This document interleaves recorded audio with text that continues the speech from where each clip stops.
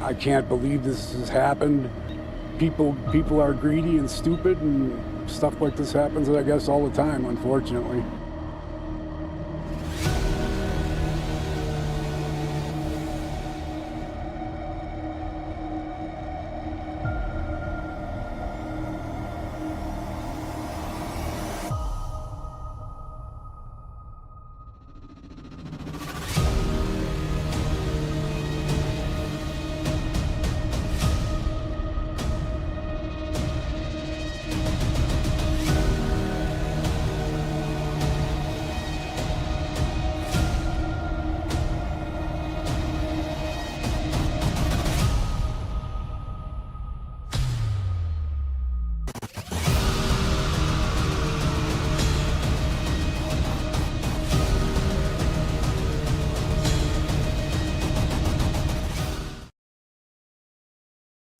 Hello everyone and welcome back to another live stream with me, GrizzledSNarky.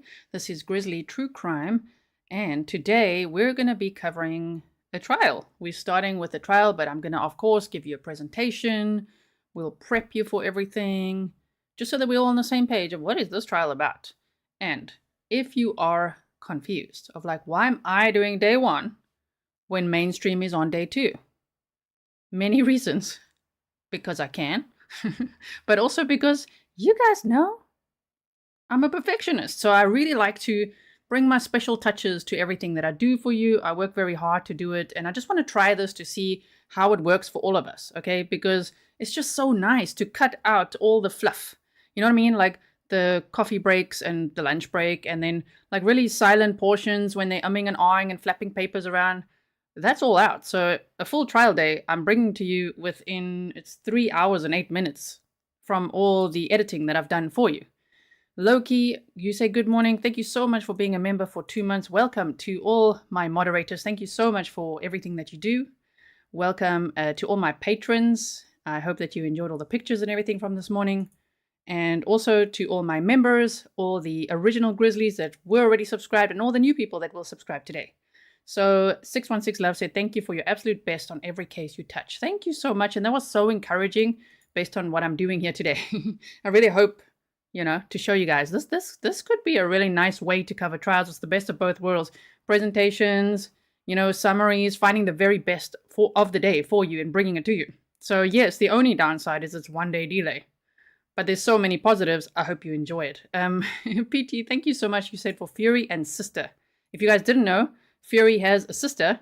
We're still deciding on her name. We've got 2 choices to choose from now. Finally, we've narrowed it down. If you want to see her, she is on Patreon. And I think I posted one picture on X as well. So, all right. So here we go for today's case. Lynn Hernan is the victim in this case. I'm going to bring up my presentation for you. Okay. Just to give you a nice rundown, okay, of what's going on here. Just a quick mic check. Is everything fine? Can you guys hear me and see me? Okay. Dave the Pious, welcome to Grizzly Supporter. Thank you so much for being a member, supporting the work that I do. And Maggie, thank you. All right. So I'm going to give you this breakdown of the case. The victim is Lynn Hernan, 62 years old when she died. She died on October 3rd of 2018.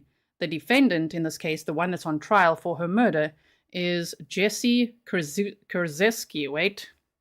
Kurczewski. I looked at it from a Polish site. I'm like, I'm going to get this right. Kurczewski.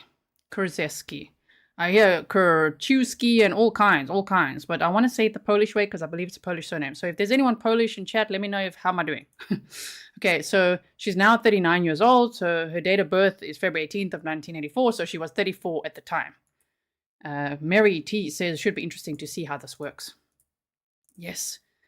Okay, so we've got the victim, we've got the defendant. Now, apparently they were family friends. So Lynn was friends with Jessy's mother. And so they'd known each other since Jessy, I spelled her name wrong there, Jessy with a Y, was a child around the age of 9. Now, Lynn treated Jessy as her own daughter. This was a photo on the right-hand side there from Jessy's high school graduation party, which Lynn threw. Lynn struggled with her health, and Jessy helped take care of her. And based on her charges, she's accused of helping taking care of her and then spending all her money. So we'll get into all of that as well. They are going to say a lot, of course. We're watching the opening statements today together. So if you already watched it elsewhere, that's okay. Thank you for being here. I hope that we can watch many trials like this together.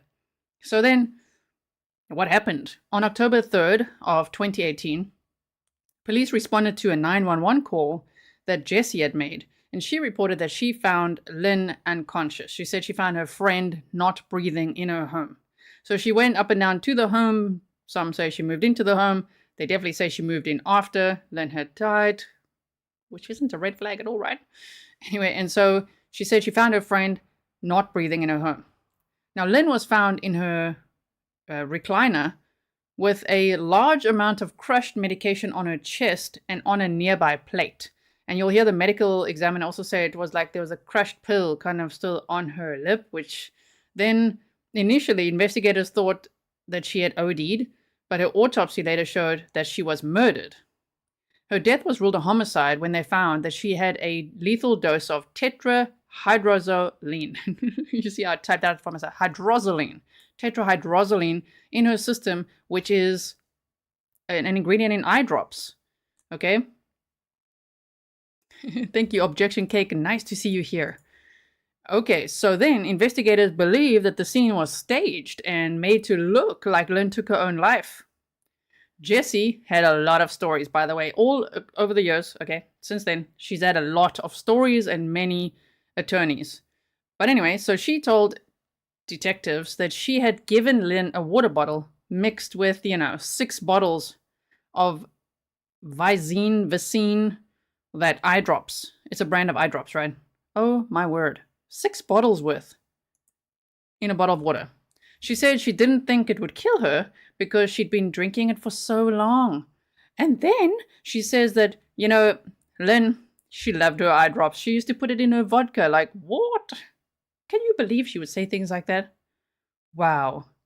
Carrie, welcome to membership. I can't. She's like, yeah, she drank a lot of eye drops. Like, no. Okay, whoa. Jessy moved in after Lynn died, and then she drove Lynn's Jeep around. Investigators then found that she had committed $290,000 worth of fraud, including cashing a $134,000 check that they say was transferred fraudulently from Lynn to herself. Her answer was that she was acting as a power of attorney, and that Lynn had no immediate family. So, she gave everything to her. Wow. Detectives found deleted PDF documents. That was a new one. It wasn't Google searches, but it was deleted PDF documents. So she was just one step ahead of other criminals we've heard of, suspected. She's now still innocent or proven guilty. But, she deleted some PDF documents from her phone, which related to different types of household poisonings, like cyanide, just little searches and little own presentations about cyanide and poisoning. Right. JC Vasquez, thank you so much. I really appreciate your $10 super sticker. Right, Stefan? And so, Jessy opened a JCPenney credit card in Lynn's name the very same morning she died. I mean, she called it in, and off she went shopping. She's like, woohoo, let's go. Oh my word. Jessy was arrested in July of 2019 and held on a $1 million bond, and she's facing first-degree murder charges and 2 felony counts of theft charges. So they've got 2 different categories for that, but yes, that's basically it. Okay, so now what I'm going to do, that's an overview of the case. But obviously we're going to learn a lot more together in the opening statements. This would be my 3rd time watching it. So I'm very happy to be watching it with you. It's always so much better with you, and that is why I work so hard to bring you these types of things, because it's so nice to be here with you when we are all organized. JC Vasquez says, you and your team are amazing. Thank you so much. So now what I'm going to do is I'm going to play you a little tribute. I think it's like 30 seconds long that I've made for the victim, Lynn. And then we're going to start watching the opening statements together. Okay? In fact, wait. I have it organized already. Just hold on 1 second. I forgot I've got that. It's already part of this one. Okay. So yeah, C. Chuni says, she looks lovely in orange. The defendant looks lovely in orange. Okay. So Retro AI says, can I please tell you, my Grizzly Bear friends, there's no place like this place on the interwebs for this person. Thank you so much. And thank you to all the loyal Grizzlies. Really, really appreciate it so much. And Laurie said, so glad you're covering this. Love watching with you and the Grizzlies. Thank you. All right. So for any replay watchers, please know that there are timestamps. You can look in the pinned comment. You can look in the description box, or you can hover over the live stream and you will see timestamps for everything. So you could just skip to the part that you want to see. If anyone, just a disclaimer, is going to say, why do you interrupt, or why do you thank your members or supporters or whatever? 1, because it's a live stream. 2, because I'm very grateful. And 3, you could just skip ahead to whatever you want to see with the timestamps, okay? It is a live stream. It's an interaction with the community here that we have together. So, yes. Okay, so let me play this for you now. Okay, here we go.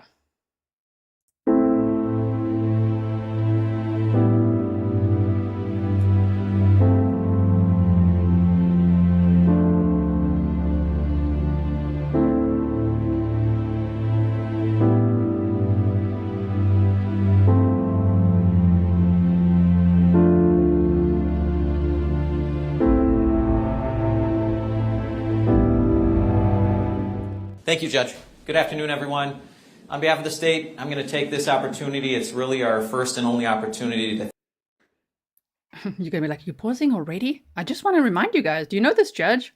I was like, oh, wait, I know this judge. I know this judge. And then I'm like, oh, yeah, the Darrell Brooks trial. The worst defendant of all time who defended himself. This judge has so much patience. It's unbelievable. So, yeah, this is in Waukesha County in Wisconsin where this all happened, right? We do have some map time. I've got lots of things for you always. I've got the probable cause affidavit that we can read through at some point as well. But for today, I just wanted to give you an overview of the case, and let's get into these opening statements, okay? Thank you all for your attention going forward. We talked a lot yesterday about how long this trial is going to go. That's certainly not lost on us, what we're taking you all away from, and we appreciate it.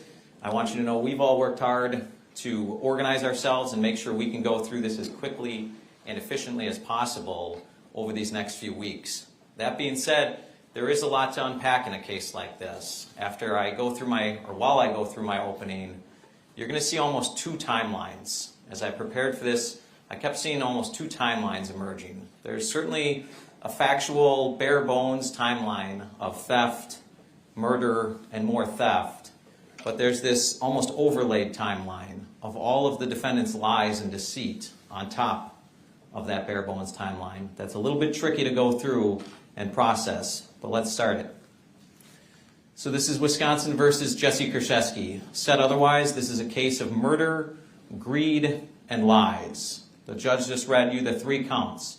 Of course, in the law, we call murder intentional homicide, and that's count 1. And it's a homicide or murder of Lynn Hernan.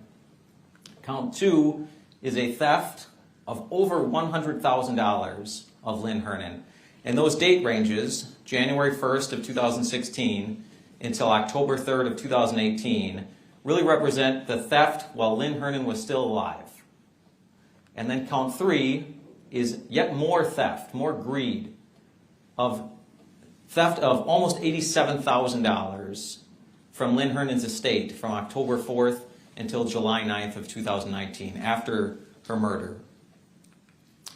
We all come into court with ideas of what homicide or murder are and what a theft is, and certainly there's legal elements that have to be proved that the judge read to you, and we'll go through a bit more, because as the party that has to prove each of those elements to you, I want to make sure you have a good understanding of what intentional homicide is, not just sort of the classic example of somebody shooting another individual in the head and killing them.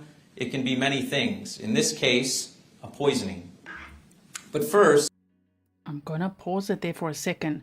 You see, now you're going to have nice little labels on the top. You'll never have to wonder. We don't all have to wonder, wait, how do you spell that? What was their name again? We're going to be prepared this way. I've boosted the color. I've boosted the sound. I've made it as concise as possible for you. So yes, this is day 1, but we're watching it together. So thank you so much for being here. If you like this, please do like and share. Okay, here we go. Though I said this is a case against Jessy Kurczewski, murder, greed, and lies, at the heart of this case, what I don't want to be lost on you is this is a case about Lynn Hernan, the victim. So let's see who Lynn Hernan was. Lynn Hernan was an individual with a small but close group of friends. I think you're going to see as the evidence comes in that it was really two distinct groups of friends. On the one side was Miss Kurczewski and her mother, Jennifer Flower.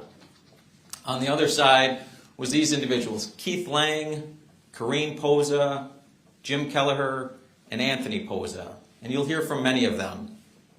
Now, interestingly, Lynn Hernan was also an individual with no children of her own. So she sort of pseudo-adopted her friend, Jennifer Flower's daughter, Jessy Kurczewski, and did the same thing with Corrine Posa's son, Anthony. And you're going to hear that they were named the two beneficiaries of Lynn Hernan's will, or her estate. And we'll get into that a lot as well. Lynn was also a cat lover. That seems like a flippant thing I put on there, but it's actually very important. Because, and I'm fast forwarding a little bit, but at the very day of October 3rd, when police come and talk to Jessy Kurczewski, they ask her point blank, do you think this could be a suicide? And her answer was, well, yes or no, I don't really know. I don't think Lynn would have left her cats. And that's what Anthony, Jim, and Corrine will also tell you. That Lynn was a person who didn't just love her cats like many people. She loved her cats. She was not going to leave her cats alone to fend for themselves or let somebody else come in and take care of these cats. The cat lover part is actually a very important part to all of this. While she loved cats, hated technology. Didn't own a computer, didn't own a smartphone, used a flip phone sort of when she had to, didn't use email, had no email address of her own, had no way of checking it, didn't know how to check it. When she paid... So you will hear that it's very likely she got taken advantage of by this defendant. And there's very few pictures available of Lynn on the internet. So I'm grateful for the ones I was able to find, which includes one like this.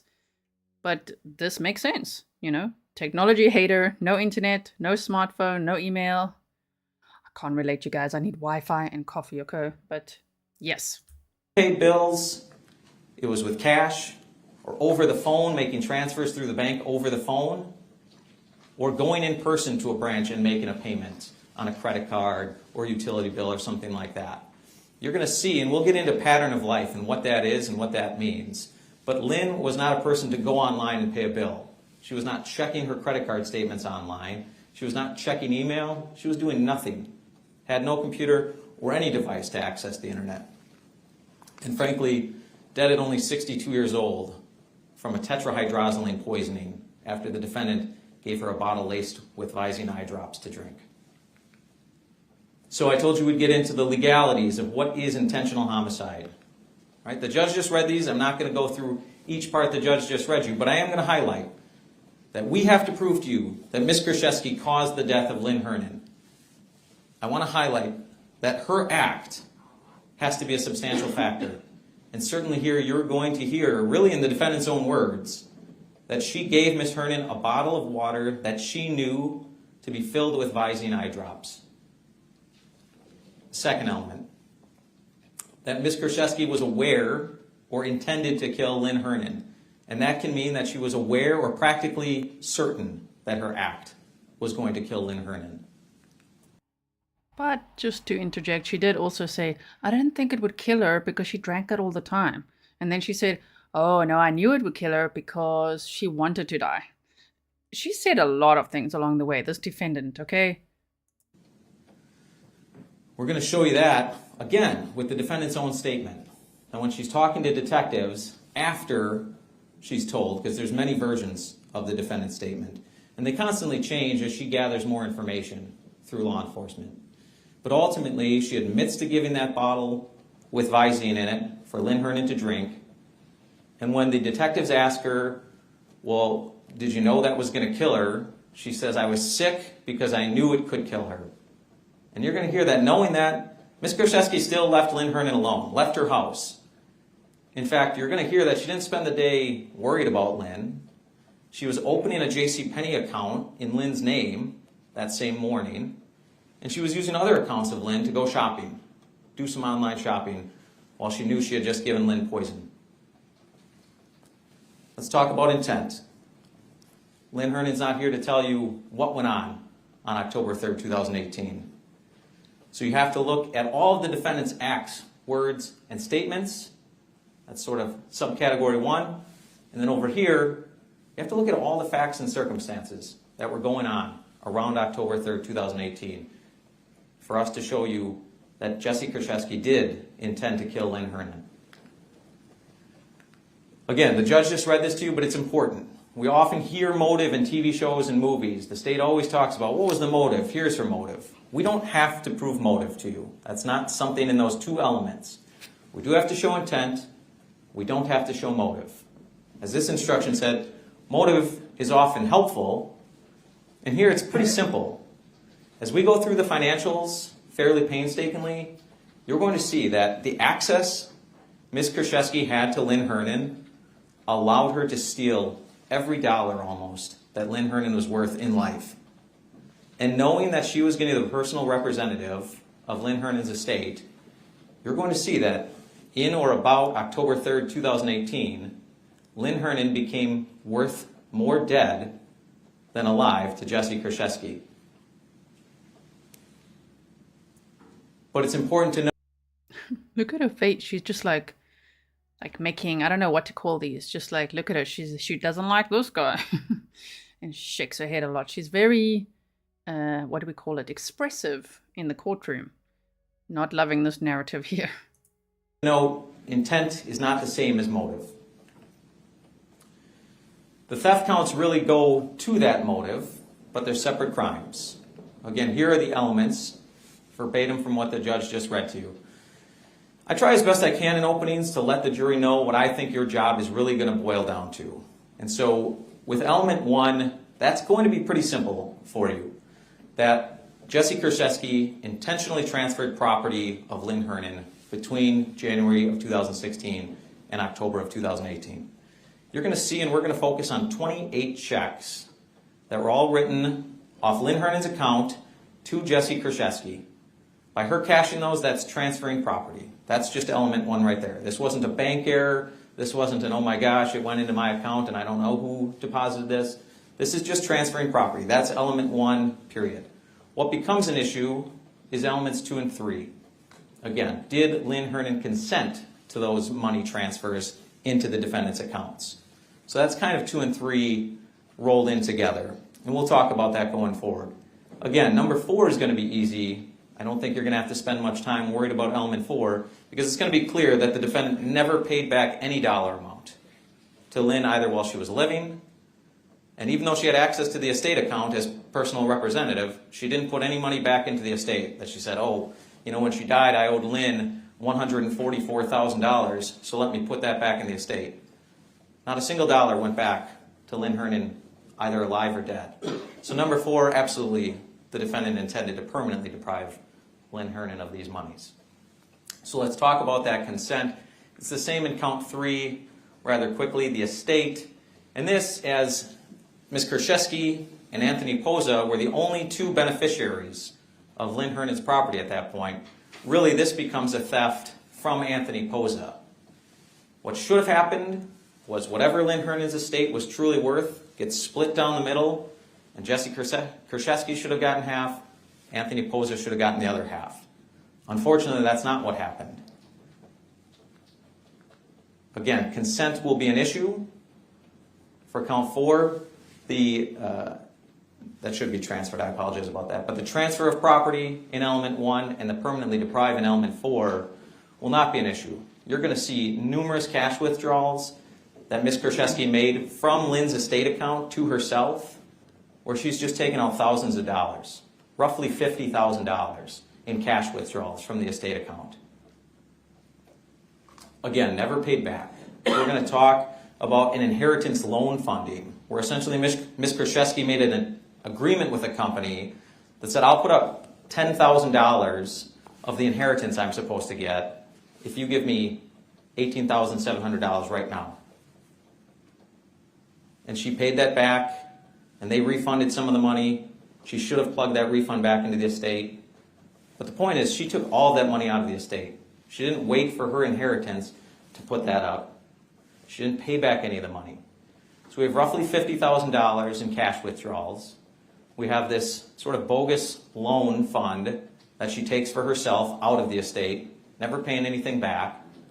And we have a number of checks again, written to either the defendant's own credit cards, to her mother's apartment rent, or just to cash for herself, to the tune of almost $87,000 out of the estate.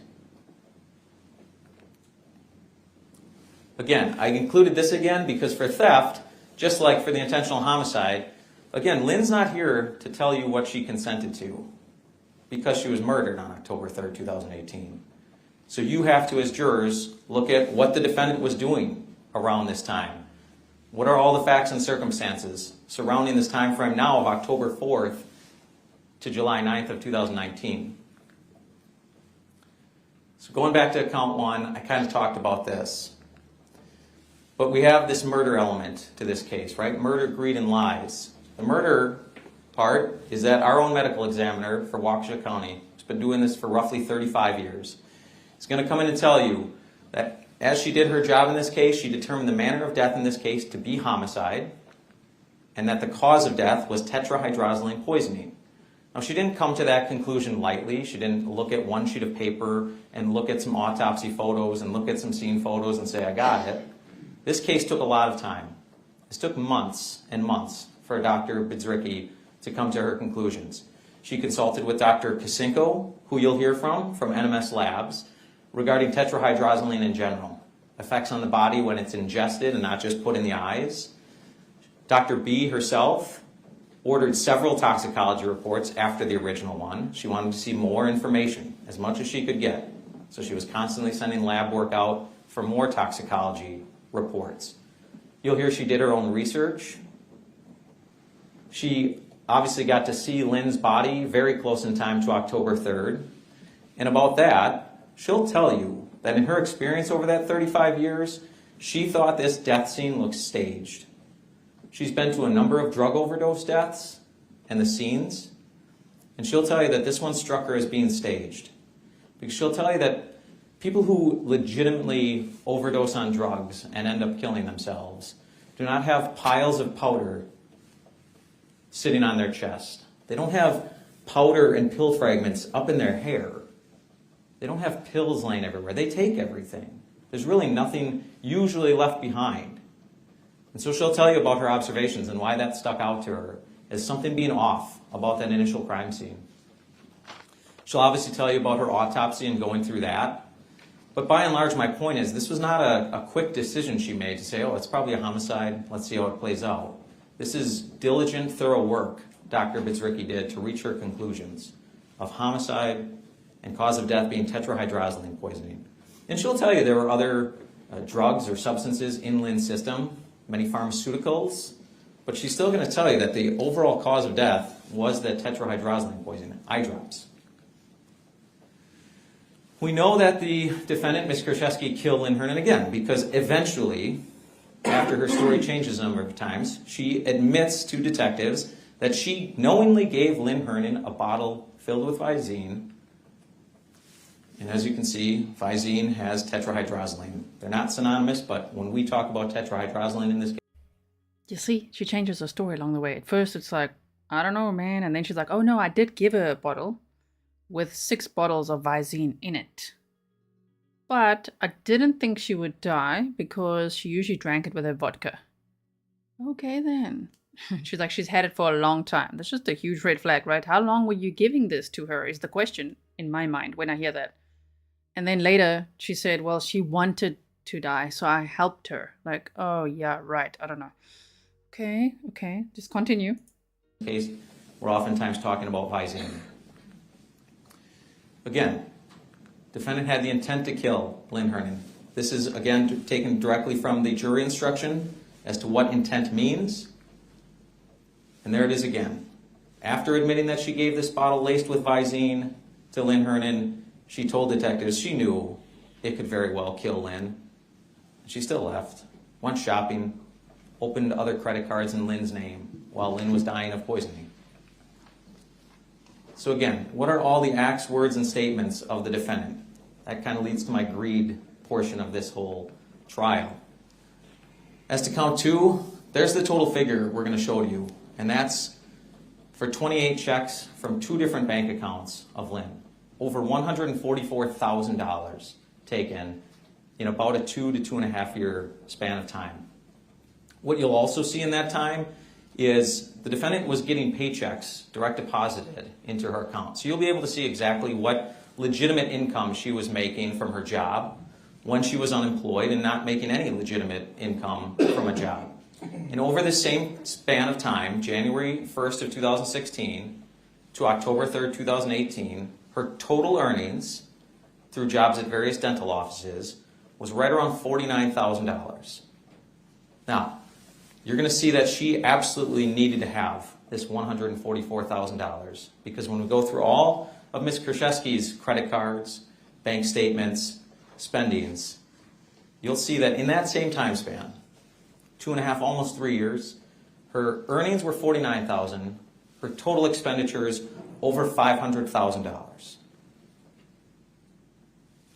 You're also going to see that on these 28 checks. I'm sorry, first of all, this doesn't count. This $144,000 figure does not count all of Lynn's credit cards suddenly being maxed out and over their limit. It doesn't count a $30,000 loan that Ms. Kurczewski took out in Lynn Hernan's name after altering bank documents. We've lost the TV.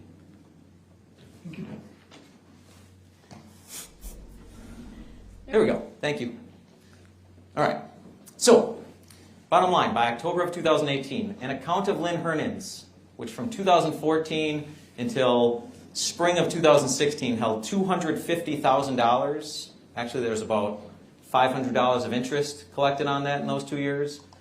By October of 2018 is down to $87.72.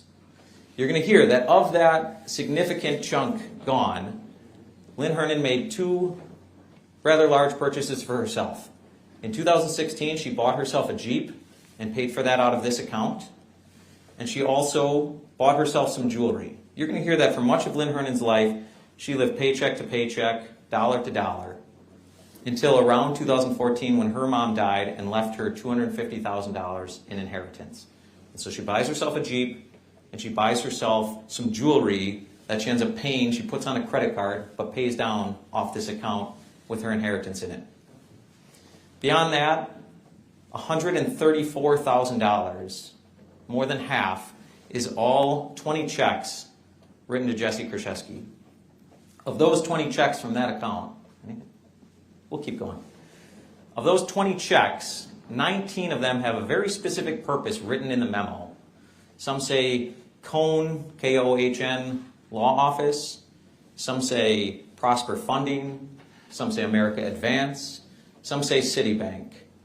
The point is that you'll see the money leave Lynn Hernan's account, go into the defendant's account, and never do any amounts leaving Ms. Kurczewski's account go to those purposes. Deceit and greed. There's another account Ms. Hernan had that's down to $52 by October of 2018. Here we are. Let me just pause for a second.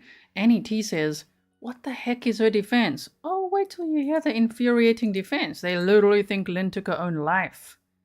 That's their defense, that she did it to herself. Kurczewski. Thank you. And Nelia said the Polish pronunciation is Kurczewski. Am I saying it right? Kurczewski. Still great job, Dee. Greetings from Poland or Warsaw. Thank you so much, Nelia. I really appreciate it. Also, someone was asking in chat, how long is this trial going to be? From everything I've heard, they said about 15 days, which I would think means 15 business days, right? Monday to Friday, 15 court days. So probably around 3 weeks or so. Articles have said 5 weeks or a month or whatever, but I heard them say, I think the defense will actually say it here as well, when they make their opening statements. About 15 days or so. So we'll be together covering the trial for, at that time. Okay, so let's continue on there.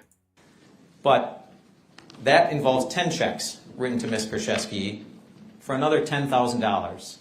That represents that $144,000 figure.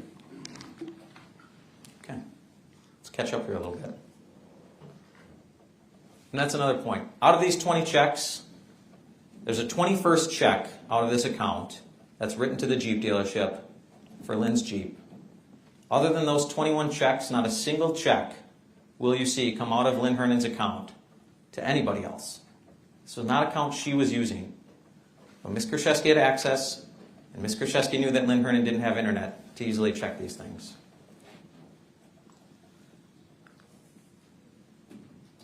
Again, none of these amounts are ever paid back in life or in death to Lynn Hernan. So let's talk about patterns of life. I mentioned that before. Very quickly, as we go through with Detective Plennis, all the financial statements, and there's quite a few of them, and again, we'll try our best to work through them efficiently but thoroughly for you. You're going to see patterns of Lynn Hernan emerge, right? I told you that most of her friends will even tell you, and it's substantiated by her financial statements. She was often a person to use cash. Her credit cards were not used very often. But when they were generally at businesses like Pick and Save in Waukesha, Speedway gas stations in Waukesha, things of that nature. When she used her credit cards, they were paid down very quickly. Her credit score was up in the high 700s to low 800s for much of this time span we'll be talking about, January of 16 to October of 18. No online activity, no IP activity is on her accounts until approximately June of 2018, when Lynn's pattern of almost 2 years at that point that we can see starts to look a lot like Ms. Kurczewski's, where now all of a sudden we're seeing Lynn's credit cards being used a lot, balances not being paid down, or maybe just the bare minimum so that interest is piling up. We know that Ms. Kurczewski, as I said, she's earning $49,000 of legitimate income in this time, and she's spending well over $500,000. You're going to see that most of those purchases are ATMs, businesses in West Allis, Hales Corners, and Franklin, specific businesses that were talked to about yesterday, Scotty's Pub and Stallis Palace being two of the most prevalent, but also Potawatomi. And you also see that there's frequent online activity. And Detective Plennis will tell you why that's important for law enforcement to recognize that when somebody's pattern of life switches to another person's pattern of life, what does that mean? What does that overlap? What does that change mean? And finally, defendant's acts, words, and statements. And this is to count 3. Taking advantage of her role as the personal representative of Lynn Hernan's estate to steal over $87,000. Again, you're going to see numerous cash withdrawals. You're going to see checks to her own credit cards, checks to cash, and that inheritance loan funding of $18,700. And that brings us to the lies. And this goes on for a number of slides, and I promise you, I pared these down for opening statements. You're going to hear a number of others as this trial goes. But this is kind of that second timeline I'm talking about that goes back now. I'll just pause it here because I see there's some in chat saying, where do we see the defendant? Here and there, they actually switch the camera and they show her. So this is the defendant, okay? Jessy Kurczewski. So she's the one on trial for the murder of Lynn. Okay, so just in case, maybe you're behind on the stream. I don't know if you're here with us now. There she is. Debbie, thank you so much. And Renee, thank you so much for your 2 stickers earlier as well. Okay, and also for some of you asked earlier, is the death penalty still, in Wisconsin? No, capital punishment was abolished in 1853 in Wisconsin. Okay. Now and sort of lays over the bare bones time work. But in March of 2018, Detective Plennis and I are going to show you and talk a lot about clearly altered bank documents where Ms. Kurczewski changed the name of the account holder to Lynn, changed the yearly earnings, changed any reference to spendings at Stallis Palace and Potawatomi, all to get a $30,000 loan in Lynn Hernan's name, but went in to Jessy Kurczewski's account. You're going to see that it went in on March 8th of 2018. That same day, Jessy Kurczewski adds Lynn Hernan to her bank account as a secondary user, obviously so that this loan in Lynn Hernan's name can go into that account. Furthermore, in spring of 2018, and you're going to hear, and Scott Craig is the former boyfriend of Jessy Kurczewski. He was the boyfriend of Ms. Kurczewski until July 9th of 2019. when she was arrested. He'll tell you that he knew of Lynn, knew who Lynn Hernan was. He thought it was a woman that Jessy Kurczewski helped care for, a family friend of Jessy Kurczewski, but he never met her. And in spring of 2018, Ms. Kurczewski tells her boyfriend, who she's living with, who they've been in a relationship for 3 years, she tells him that Lynn is in a coma at Freighter Hospital. That's sometime in spring of 2018, he remembers. Scott Craig will tell you that he believed on October 3rd, 2018, when Ms. Kurczewski tells him over the phone that Lynn has passed away, Scott Craig believed that Jessy Kurczewski was at Freighter Hospital in Lynn's hospital room. He remembers feeling bad, but ultimately not surprised because he thought this woman had been in a coma for 5 months and that it was sort of a natural outcome. Ms. Kurczewski never... It's quite a red flag that, hey, the boyfriend's like, wait a minute, she told me in the spring of 2018 that Lynn was in a coma. She wasn't in a coma? No, she wasn't in a coma. She had some health problems. I'm not too sure exactly what they actually do go into a lot of that during this trial, of course. We're only looking at day 1. Day 2 is currently happening live. We are live here with day 1. And so I'm sure we'll find out a lot more during this trial. But for her to tell her boyfriend that, Lynn, you know this lady that I've known since I was like 9? I take care of her, okay? But she's in a coma. Why would she say that? That's very hectic. Thank you so much. Back the boo. Okay, let's continue on here. Came clean to Scott Craig. It wasn't until July of 2019 when detectives show up at his door and tell him that Lynn Hernan did not die in Freighter Hospital. She was not in a coma for 5 months. And you'll hear a jail call between Ms. Kurczewski that she makes to her boyfriend a few days after her arrest, Scott Craig, where he's furious that she lied to him about such a huge thing. And you'll hear her try to say, it's only one thing. It's only one thing. What's the big deal? On October 3rd, as we talked about, she's using Lynn Hernan's credit cards, even after giving her this bottle of poison. She's opening up a JCPenney card. She's using that JCPenney card immediately after opening it, about 10:30 in the morning. We move to October 8th of 2018. She goes and picks up Lynn Hernan's jewelry from the medical examiner's office, and within 2 weeks is selling 3 pieces of jewelry to Robert Hack. And what's interesting about this is that Robert Hack makes you declare how long you've owned an item before they're just going to let you sell it, right? They don't want people just taking things that aren't theirs and coming in and selling it and getting the money. Ms. Kurczewski fills out 3 separate forms saying one of these items that she picked up 2 weeks ago, she's owned for 2.5 months. Another one that says she owned it for 3 or 3.5 months. And the third piece she says she has owned for 6 months. Moving to later in October and early November of 2018, you're going to see that there's even more credit card activity for Lynn Hernan's credit cards, weeks after she's dead.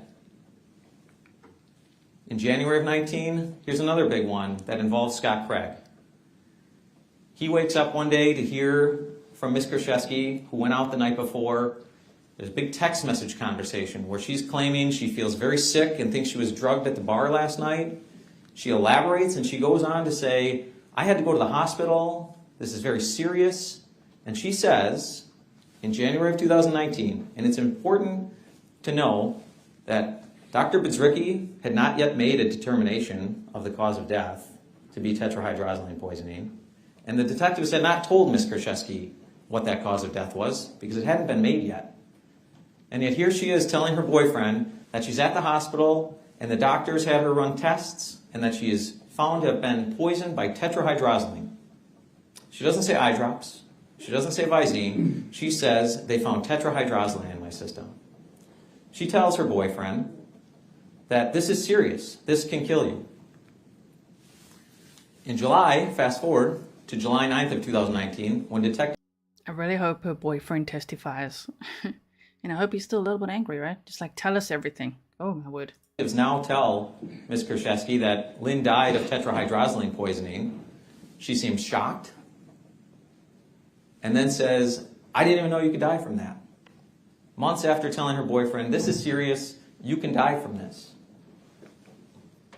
Next, to February of June of 2019, The police will tell you all about how they go through people's phones. They went through Scott Craig's phone. They went through Jessy Kurczewski's phones. They went through some other phones, and they download them.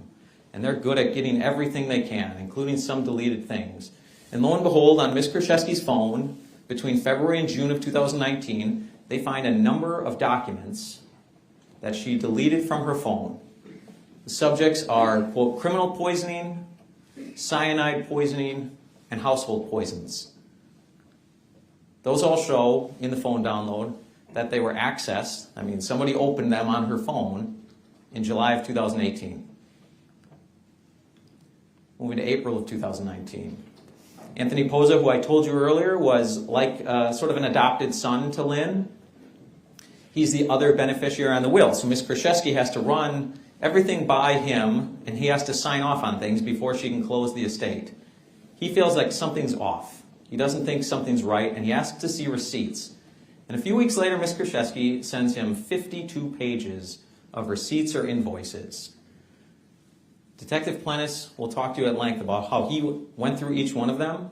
Some of our witnesses will be very fast witnesses who will look at a receipt or an invoice that was given to Anthony Poza, and they will tell you this is not our company's invoice at all. This is completely made up. Detective Plennis looked into all the financials. If Ms. Kurczewski claimed to pay off a credit card of Lynn Hernan, Detective Plennis looked at it and found it to be false. Almost all of these 52 pages are completely false documents that were given to Anthony Poza by Ms. Kurczewski. Conveniently, about a month or less after she purchased Adobe Acrobat on one of her credit cards. That will show you. And finally, more lies. When she talks to detectives in both March and July of 2019, her story changes a number of times, and Detective Hoppy is going to tell you all about those. But even on the scene, I told you before, her initial statement to the scene officer, who just said point blank, "You called this in, Ms. Kurczewski? You're friends with Lynn Hernan? Do you think this could be a suicide?" She doesn't say, "Yes, absolutely. Lynn was suicidal for a long time, and what a tragic ending." She says, "I don't. Yes and no. I don't think she'd leave her cats." In March of 2019, she writes an email to one of the detectives on the case and says in that email she has a hard time believing Lynn would commit suicide. Okay? Now, July of 2019, she's arrested. She's told this is a poisoning and that police now know the medical examiner has deemed this a homicide and they don't think it's a suicide. Now, Ms. Kurczewski starts claiming that Lynn was suicidal for months leading up to October of 2018. She still denies helping in any way or knowing anything about Visine many times. Ultimately, then her story changes again. And she says, "Okay, well, one time I put 2 drops of Visine in a glass of water for her because I just knew that she was drinking Visine. But that's it, that's all." To ultimately... Why does she think anyone will believe that? Like, okay, I just put 2 drops in her drink because she keeps saying like as if because she liked it that way. That's how she drinks her cocktails, right? Just some vodka, a little bit of Visine. Why would anyone believe that? So along the way, she's admitting to a few things, right? But changing her story a lot. Stating... Before we carry on, I must also mention, as someone did in the chat earlier, she apparently stole from people twice before. I still need to look into those cases. I'm just aware of 2 other times that she had stolen from people. So that's also, adds to all of this. Again, that quote, she finally gave that water bottle, knowing it had, in the defendant's estimation, 6 bottles of Visine to Lynn Hernan, knowing it could kill her. And walks out of that condo unit, closes the door, and goes shopping on Lynn's dime. And then that leads into a law enforcement goose chase, I'll call it, where Detective Hoppy will tell you, I suspect with some frustration in his voice, about more lies Ms. Kurczewski told law enforcement. Starting with, you guys, there's a recording from Lynn, there's suicide letters, there's all this evidence that'll show I'm not guilty of any of this. There's evidence out there. It starts with this storage shed. She says, check a storage shed. Detective Hoppy says, where's the storage shed? And very quickly, Ms. Kurczewski goes, kind of laughing, says, there was never a storage shed. I was going to get a storage shed, never did, but that's what I was going to, but there's no storage shed.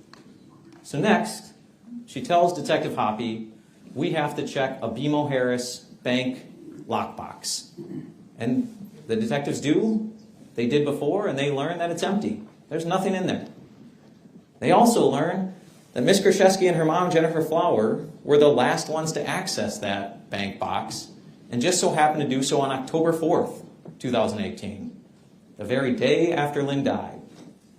So when Ms. Kurczewski is telling Detective Hoppy to check the lockbox, she already knows it's empty because she was there, and she was the last one there the day after Lynn died. So that doesn't work.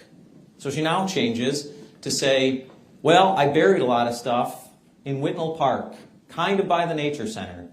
And Detective Hoppy will tell you that another detective was out there in Whitnall Park with a metal detector and a shovel. They're trying to use video access to have Ms. Kurczewski tell us, where in the world do we find these things? Spoiler alert, they found nothing. There was no magical, mysterious hole at Whitnall Park. Just more lies from Ms. Kurczewski. And finally, in November of 2019, Ms. Kurczewski is removed by the court as personal representative of Lynn's estate, mostly because of this investigation. She takes that and says, well, now there's a real will I have to file. Almost a year to the day, almost, of filing the actual original will that's notarized by two impartial people. Ms. Kurczewski now files a, quote, real will. And wouldn't you believe, it removes Anthony Poza as a beneficiary. You're going to hear from Paul Nowakowski, the Register and Probate of Waukesha County, and you're going to hear from Beth Taylor, an attorney who's done probate work for 25 years. They have never seen somebody file a quote-unquote real will a year after. And they've certainly never heard it being done as a test. Because that's what Ms. Kurczewski says. She says, I filed that will originally, and this is all a test Anthony Poza was supposed to pass. And he failed because he questioned what I spent things on. And lo and behold, she tries to leave herself as the sole beneficiary of what's left of the estate that she stole from. Just more lies. And that leads me, and I think this is my second to last slide. But when we look at all those facts and circumstances, when you're talking about what was Ms. Kurczewski's intent, did she have that intent to kill, and what was her knowledge and intent as it related to the theft, remember the instruction says you have to look at all the facts and circumstances. And here they are pretty simply, I think. Between January of 16 and October 3rd of 2018, Ms. Kurczewski was able to steal $144,000 plus from Lynn Hernan while she was still alive. Ms. Kurczewski got it to a point where Lynn Hernan, as of October 8, 2018, lost almost all of that $250,000, right? It was down to $87. Now that she's worth nothing, her credit cards are maxed out, her bank account, one of them is at $87, another one's at $52. She's worth nothing, unfortunately, to Ms. Kurczewski. But her estate is valued at approximately $150,000. And Ms. Kurczewski helps herself to $87,000 of that. Lynn Hernan's murder falls so conveniently for Ms. Kurczewski as to when she could maximize her profit off Lynn Hernan. And this is not a suicide. This was intentional homicide. So I come back to what I told you was the heart of this case, Lynn Hernan. And justice for Lynn Hernan here is 3 guilty verdicts for Jessy Kurczewski. And that's what the state is asking you to return here. Thank you. Okay, so now we're going to watch the defense's opening statements. So you can hear from that, let me show you this again in case you missed it. I won't show you the whole presentation. This is the victim, Lynn Hernan. She was 62 when she died on October 3rd of 2018. Investigators initially thought, whoa, is this an OD or what? Later they said this was a homicide staged to be someone taking their own life. And the defendant in this trial is Jessy, it's a very difficult surname, Kurczewski. Someone Polish said it earlier for us, right? Now 39 years old, so she was 34 years old at the time. And someone in chat just asked, well, how long did it take? You know, when she gave her the 6 bottles of that Vicine, you know, the eye drops. probably a while, probably months. She might have been trying to dose her for months, because maybe there's some truth to her saying, well, she liked her vodka with, a couple of drops of eye drops. Maybe she was testing it out, because those PDFs she deleted, I think, were from three or 4 months before Lynn actually died. And as you can see, between what they just said, January of 2016, and the day that Lynn died, Jessy had depleted her accounts, her inheritance, her accounts, and all of that. And so now she was going after her estate. So yes, let me just make this, I'll put it here just so that I can put it up there in time. Now we're going to listen to the defense's opening statements. Prepare to get a little bit agitated, because they're going to say that Lynn did this to herself. But we do have to listen to all the facts. But I will say, already the defense goes into, no one ever on the planet has ever died from this Vicine, but that is not correct. I mean, there's, Mike from that chapter, he actually did a video about 2 years ago, I think it was, a year or two ago, and he made an episode all about these eye drops that kill people. Literal murder cases. So if you haven't checked that out, check it out. So yeah, just keep that in mind when he says that. Okay, so defense opening statements. Here we go. Yeah, I got to get closer. I want to see you all. Thank you for being here. This is day 2, and only maybe 15 to go. Hopefully sooner rather than later. As the prosecution says, we're going to try to get this case done as quick as possible, but not too quick. This case is extremely important to Jessy.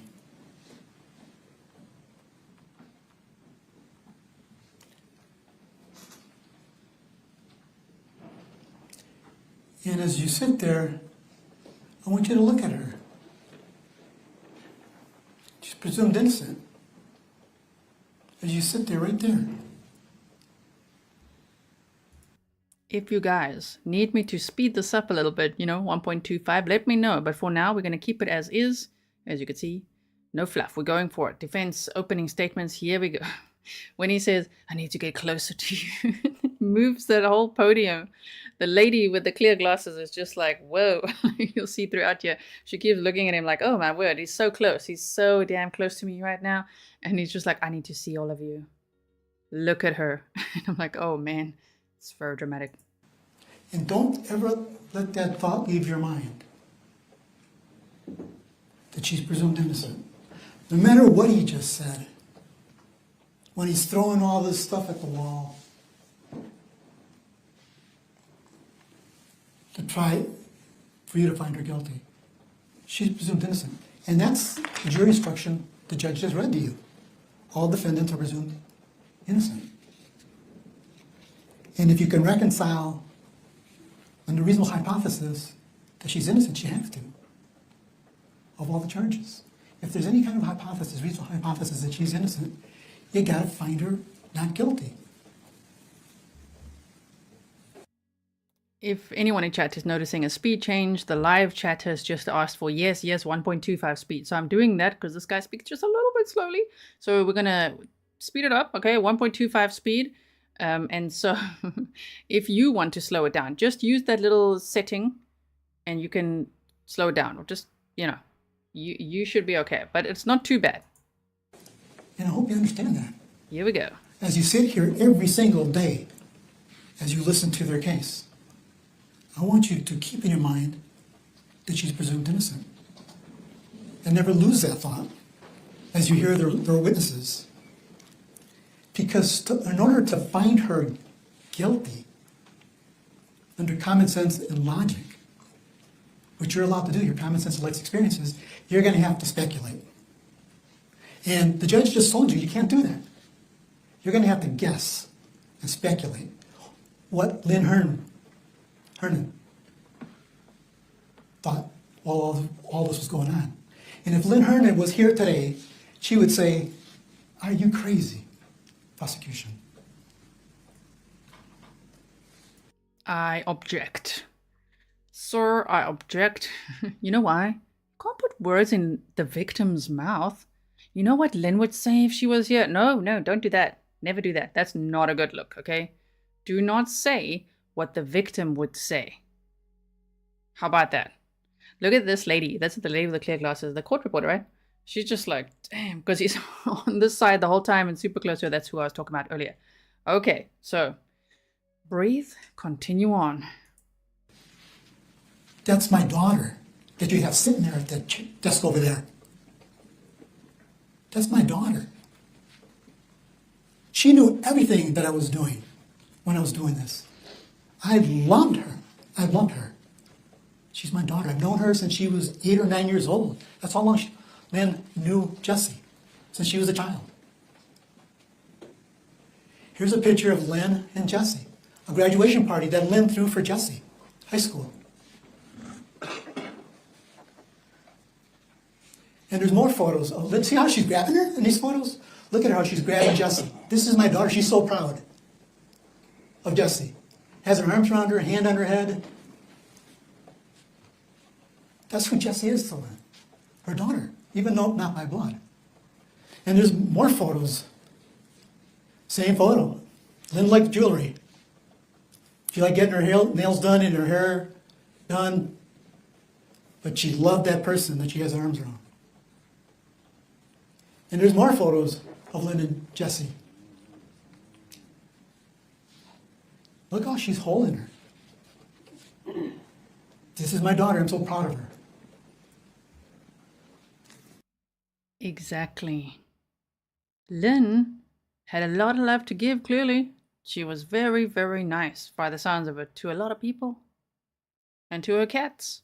And this person is accused of taking full advantage of that kindness. And her vulnerability, because she didn't like tech, she didn't check emails, she paid mostly with cash. She took full advantage of that based on what she's charged with, right? Yeah, and them not knowing this about Lynn and Jessy, not knowing the dynamics about Lynn and Jessy, maybe in their view of this, doesn't make sense to them. Why Lynn would give Jessy all this money, why a mother would give their daughter or their son money. And as he said, he's correct. Lynn had 2 groups of friends. She had Jennifer and Jessy, and then she had Keith, James, Corrine, and Anthony. But the problem was, with what he told you is, we all have circles in our lives. Circles, where we only keep a few people in our circle. And only these few people that we have in our circle are the people that know our secrets, that we talk to every day and share everything with, when we're not feeling good or feeling happiness and sadness. And that was Jennifer and Jessy. She was in Lynn's circle. When Lynn needed help, she called on them. Every single time. When Lynn needed help, she called on Jennifer. Jennifer's like her best friend. And Jessy became her best friend. When Lynn needed to move in 2009, Jennifer helped her, and Jennifer's boyfriend, Gary Verdon. She didn't call Keith, James, Anthony, or Corrine. Who do you call when you move? Your friends, your closest friends or relatives. That's who she called, Jennifer. When Lynn needed to move into this condo, who did she call? Jennifer and Gary Verdon. She didn't call James, Keith, Corrine, or Anthony. They didn't help her. When Lynn's mother died in 2013, who did she call to help her drive to Madison and help clean up her mother's place and get it ready to sell? Jennifer and Gary. They drove to Madison and helped Lynn clean out her mother's house. She didn't call these 4 other people. They weren't in her circle, that inner circle.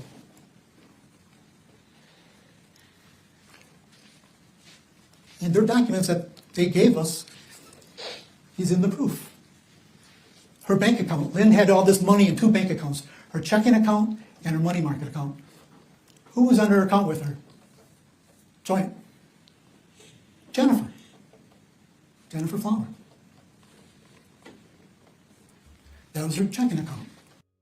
Who's Jennifer Flower, you might ask? That's Jessy's mother. because Lynn and Jennifer were friends, right? That's how Lynn came to know Jessy. Because Jessy is 30 years younger than her, right? So that's when he says Jennifer, that's who he's talking about, just in case you're confused. Jennifer was joint on that account. She loved Jennifer. Her money market account, again, she had a lot of money in the money market account. Who was on that account? Jennifer. When you have a joint account, who do you put on the account again? Your husband? Your wife? Here, Lynn didn't have anybody else. She had Jennifer. Jennifer, it's like together. Lynn needed help, Jennifer helped her. When Jennifer needed help, Lynn helped her. When Jessy needed help, Lynn helped her, because she loved, that's her daughter. Anthony and Courtney, they didn't need help, they had money.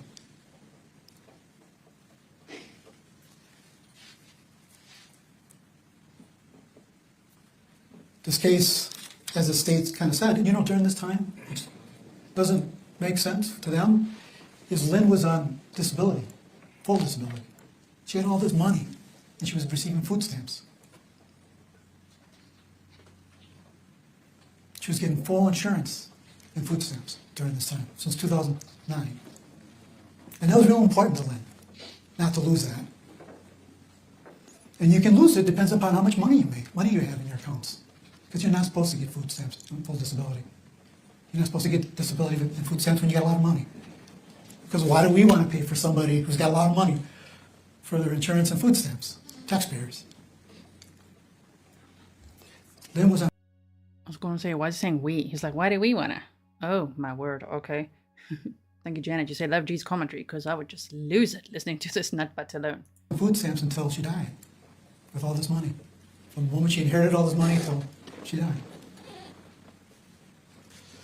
But this is a case where they see a suicide. Can you give me the next slide? Lynn liked her vodka. And when she died on October 3rd, 2018, she had alcohol in her system. I'm not saying she's a bad person, she just liked that vodka. She also liked Visine. I have no idea why. Why somebody would put Visine in their alcohol or Visine in water. I don't know why people smoke marijuana. Listen, YouTube, you're about to hear a lot of trigger words right now from this guy. Please like and share this live stream, because after all the words he's about to say, yeah, YouTube won't be letting this reach go anywhere. But anyway, he's like, she liked Visine. Okay? Like, who's gonna say that? It doesn't taste like anything, right? Does it? Eye drops, what? She just liked it. And now he's gonna say, some people like, and he's gonna name a whole bunch of things. Oh, sure. She just liked a little Visine in her vodka. What? You're going with this? Okay, let's listen. I don't know why people do heroin. I don't know why people do cocaine. I don't know why people do fentanyl. I don't get it. But people like doing it. That stuff doesn't make sense to me. Why people want to put that in their body. Well, they like the Visine and vodka and water. Why? Who knows? I don't know. Like, I don't know why people do heroin and cocaine. But they like doing it. Right, because Visine, what, makes you high? I don't think so. This guy, come on. When Lynn passed away, they talk about, and I want you to hold him to this. This prosecutor, when he came up here and said, the tetrahydrozaline, the Visine killed Lynn. You hold him to that when he came up here. That's what killed her. To this day, no one's ever died from Visine. Ever. On planet Earth. No one, not one person's ever died from Visine, tetrahydrozaline poisoning. It's never happened. And I learned during this case, it's kind of like marijuana. You can smoke blunt after blunt after blunt after blunt after blunt, and it can't kill you. The ingredients of marijuana. And I learned it through this I object, sir. Listen now. case. That you can smoke all day, every day, marijuana, it can't kill you. It does something with your body. And it's like that with Visine. It can't kill you.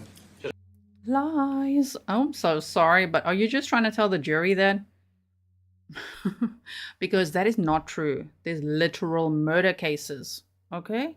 Where people put Visine in like their hubby's drink or a spouse, whatever, whoever they poisoned, they died from these eye drops, from that chemical, that tetrahydrozaline, that thing. Whoa. And he's like, no, not. Listen how he goes on.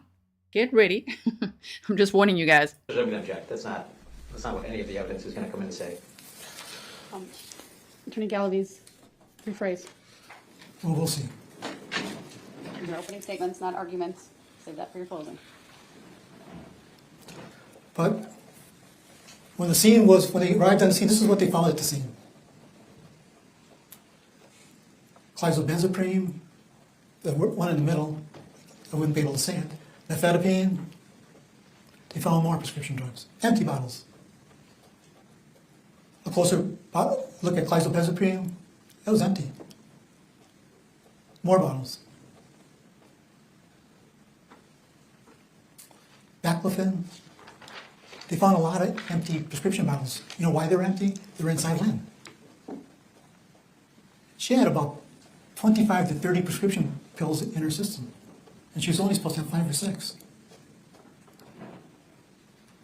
And they can't see that as a suicide? When you're only supposed to take 5 or 6 and you get about 25 to 30, you know that baclofen she's not even supposed to have in her system. And she had about 10 to 15 of those pills in her system. That clizobenzepine, she wasn't even supposed to have that in her system. And she had about 10 of those pills. That nifedipine, she was supposed to have that in her system, but not to the volume that she had. She was only supposed to have 1 or 2 in her system, and she had about 7. And you'll hear from people, clizobenzepine kills people. Baclofen kills people. Nifedipine kills. How do you know? Because you think the eye drops don't, but they do. Anything can kill people in enough quantity, although he's saying that smoking a blunt doesn't, and oh my word. Come with the facts though, dude. We appreciate facts over here, right? If the defense actually comes with facts and stats, that's one thing. This is like, you're just gonna say it? Just as if like it's never on the planet, never. No one on the planet has ever died from this, yeah, right. Thanks, Myrna. Kills people. Reported suicides with those 3 pills. And she had a boatload of that in her system. And they're saying that no, the Visine kills her, not these 25 to 30 other pills that she had in her system, that she took, along with the alcohol.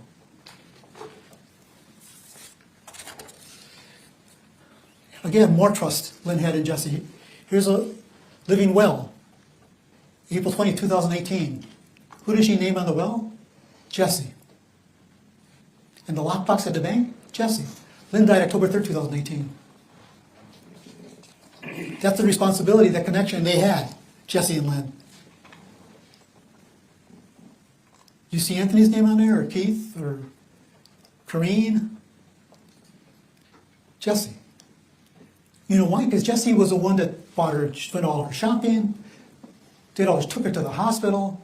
If she had a medical appointment, Jessy took her. Jessy would come to her house and change her and clean her.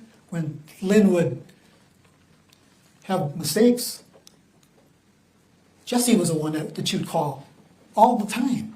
You can ask Scott Price going to tell you, Lynn was always calling her, like almost every single day.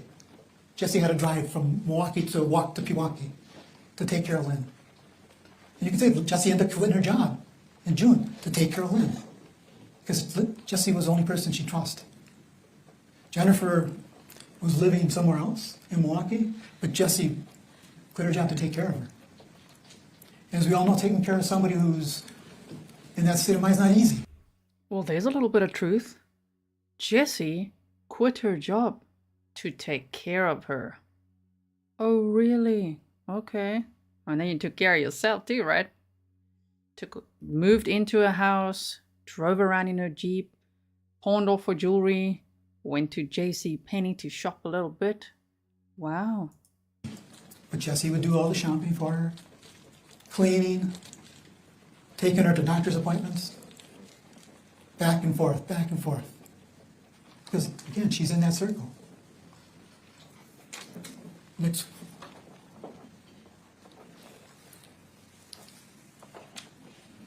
I don't know if you can shorten that, but this. Yeah, can you move it a little bit? This is Lynn. See the date this license was issued? June 21st, 2018. During this whole time that this is happening, that they're claiming that this is happening. Lynn went and got her license renewed. Okay, go ahead, apparently. Here we go. And on the driver's license, you see that she weighed 150 pounds, give or take. On the autopsy, she weighed 251 pounds. From June to October. She got real sick. We're going to bring in hospital records and she'll tell you how sick she got, how many times she had to go to the hospital. Lynn was really sick and depressed. And you saw the way she was done up with the hair and nails and jewelry. She didn't look like that anymore. And it was, she didn't want anybody to her house anymore. She didn't want any more visitors because she didn't look, in her mind, the same. She might have looked beautiful to Jessy, but Lynn didn't think she looked beautiful. Don't speak for her. It makes me mad. As you know, here on Grizzly True Crime, we're very protective of victims and their families. Don't speak for her, saying what she felt. You can't project what Lynn would have felt, that she felt depressed. She didn't feel pretty enough anymore. That's your judgment, sir. Keep that to yourself, okay? Okay, we've got to control the snark. Other people. And you're going to hear her neighbor testify to that. Her name is Jean Tennell, that Lynn became so hidden in her home. She was depressed. Next slide, please. This is a side audit. You can see it, but it basically proves that Lynn was the cyclobenzaprine. She asked, the doctor took her off of it in the beginning of January 2018. So she shouldn't even have had it in her system in October. She stopped taking it in 2018. And the next slide will be baclofen. She stopped taking it in March of 2018. She shouldn't even have had it in her system. Exactly. In October of 2018. Why would she take it if she stopped taking it at the beginning of the year? I wonder why she would have it in her system when she was supposed to stop taking it. I mean, just connect the dots, sir. In such volumes of baclofen. She's only supposed to take one a day. She had 10 to 15 in her system. Like cyclobenzaprine, why would she take it? She told her she stopped taking it. Because she wants to kill herself. She wants to die. She doesn't like life. It doesn't make sense to them, but... Don't worry, when there's witnesses, I'll try not to interrupt as much, but oh my word, are you guys snarking with me? Now he says she wants to die. I know he's a defense attorney, but sometimes defense attorneys, it's almost like they just step over that line of doing their job. You know when people say they're just doing their job? No. Please stick to the facts. Do not say that Lynn, yep, she wants her to die. Whoa, bro. You know, shooting yourself with a gun doesn't make sense to me. Jumping off a building doesn't make sense to me. Stepping in front of a moving train doesn't make sense to me. Suicide doesn't make sense to us who like living. But for somebody who's depressed and tired, why do you want to take their life? I have no idea. But Lynn did for some reason on October 3rd, 2018. Why does she have 25 to 30 pills in her system? And they don't think that's a suicide? That must have been the tetrahydrozaline. Next slide, please. They talk about eye drops, and every time Lynn went to the doctor, every time since 2017 and 18, she went to the doctor a lot of times. Pain management, Aurora, Waukesha. She always complained about her eyes. She had to take eye drops. Every single time you'll see it on her medical report, eye drops, complaint of eye drops, pain in my eyes. And they didn't understand why she was always buying Visine. She was drinking it and using it. She needed eye drops. According to the hospital records, it's not something Jessy made up. It's in the hospital records. You'll see Aurora, pain management, Waukesha, eye drops. Complaining about pain in her eyes. Next. Amazing, right? Like, look, that's where it comes from. Yes, and who puts 6 bottles of those eye drops in water? Oh, Jessy said she did. She told investigators she did. She changed her story a million times, but that's one of the stories. Slide, please.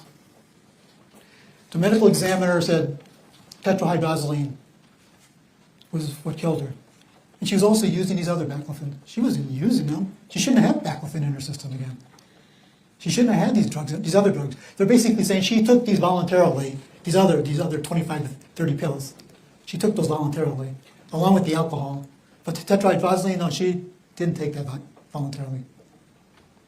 That doesn't even make sense. You're saying she took 25 to 30 pills voluntarily? Again, 2 of them that she shouldn't have had in her system, but the Visine did it. Next slide, please. Again, these are opening statements. If it wasn't, it was actually closing arguments. Oh man, imagine the comebacks for this. Just like, no one's saying she took those voluntarily. If the toxicology reports show that those were actually in her system, I think everybody in the room, probably the jury at this point already, is thinking, somebody must have given her that. Yeah. Prescription pills that we found that were found on the scene. That's just one of two pages that were found at the scene. Next slide. Also, it doesn't make sense. They're saying that Jessy set this up.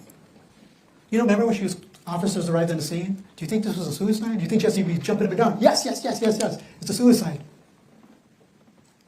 This is definitely a suicide. Yes. You know what she said? She goes, I don't know. I don't think so. She said, I don't know. You don't want to think the worst, but she would have been saying, yeah, for sure. It was a suicide, but Jessy was being honest. I don't know. And you think if she would have set it up, and according to them, the Visine is in that water bottle, why would she leave it there at the scene with her fingerprints all over it? You know, it's like shooting somebody with a gun and then leave. She kind of wants to be that obvious so that it's not so obvious, you know what I mean? Just like, if I leave this here, I'm her caretaker. And then later, I'm going to change my story and say, well, I was trying to help her unalive herself because she wanted that. Right. Leaving the gun on the scene and run it away so they can find the gun and your fingerprints on it. Why in the world would she leave the bottle of Visine right there so people can find it with her fingerprints on it? If that was actually what killed her. Next slide, please. I want to touch a little bit about the finances, and they're going to mention about these checks, and you're going to hear, and I'm going to, with their witnesses, tell you that Lynn went to the bank a lot of times. When all this was going on, her checks were being used, checks were being given to Jessy, her charge cards were being used by Lynn and Jessy. Lynn was always at the bank. She would make deposits, withdrawals. You're going to see them. Lynn would go personally to the bank and go to and do these transactions. You don't think the tellers are telling her about her account, the balances on her account? You don't think she's asking for, like, can I have a balance on my account? That's what happens at a bank. No, that's not always what happens at a bank. It's like, that's what happens. The tellers are going to tell you, hey, why are you withdrawing so much? Why would they do that when her name was on the accounts?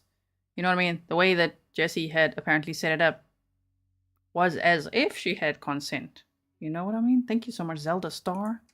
So, You do a withdrawal or a deposit, you get a balance. Like Lynn is now aware that Jessy's stealing this money. They were so sure that that these checks were forged by Lynn. They were so sure at the beginning of this case.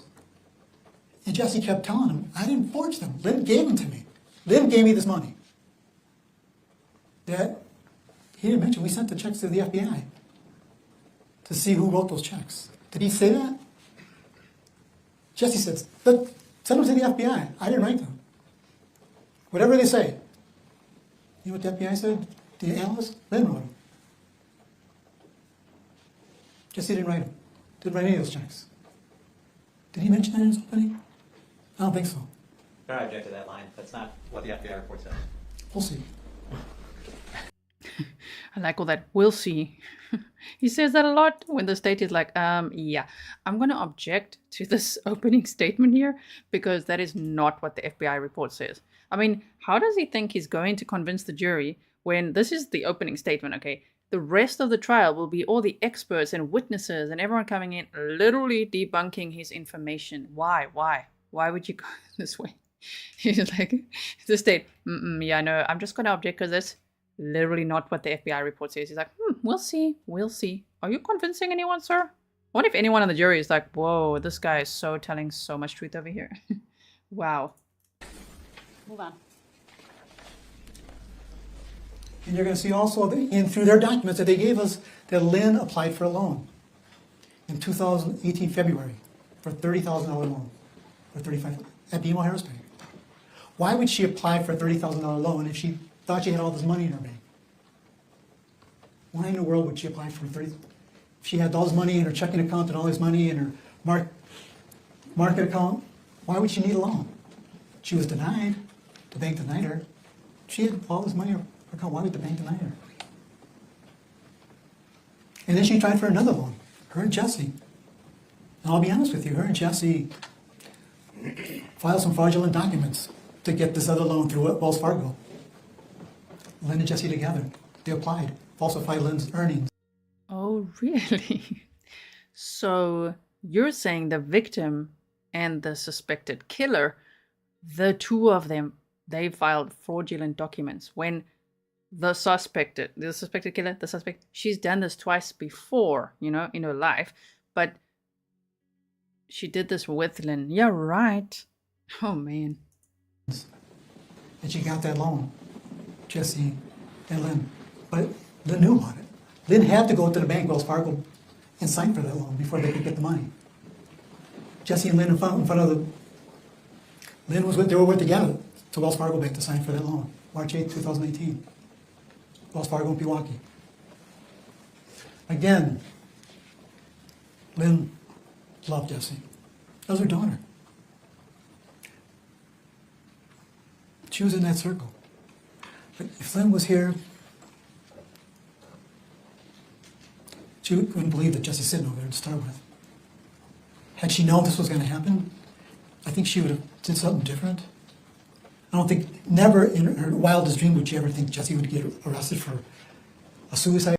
Yeah, never in, I'm just going to say my own opinion. Never in her wildest dreams would she think that someone she loved so much and cared for so much would do this to her, right? Would take such advantage of her. But sure, let's put words in her mouth and say, she would think you guys are crazy to be putting her on trial. Oh, man. That Lynn committed, or being charged with money that Lynn gave to her. Jessy's innocent.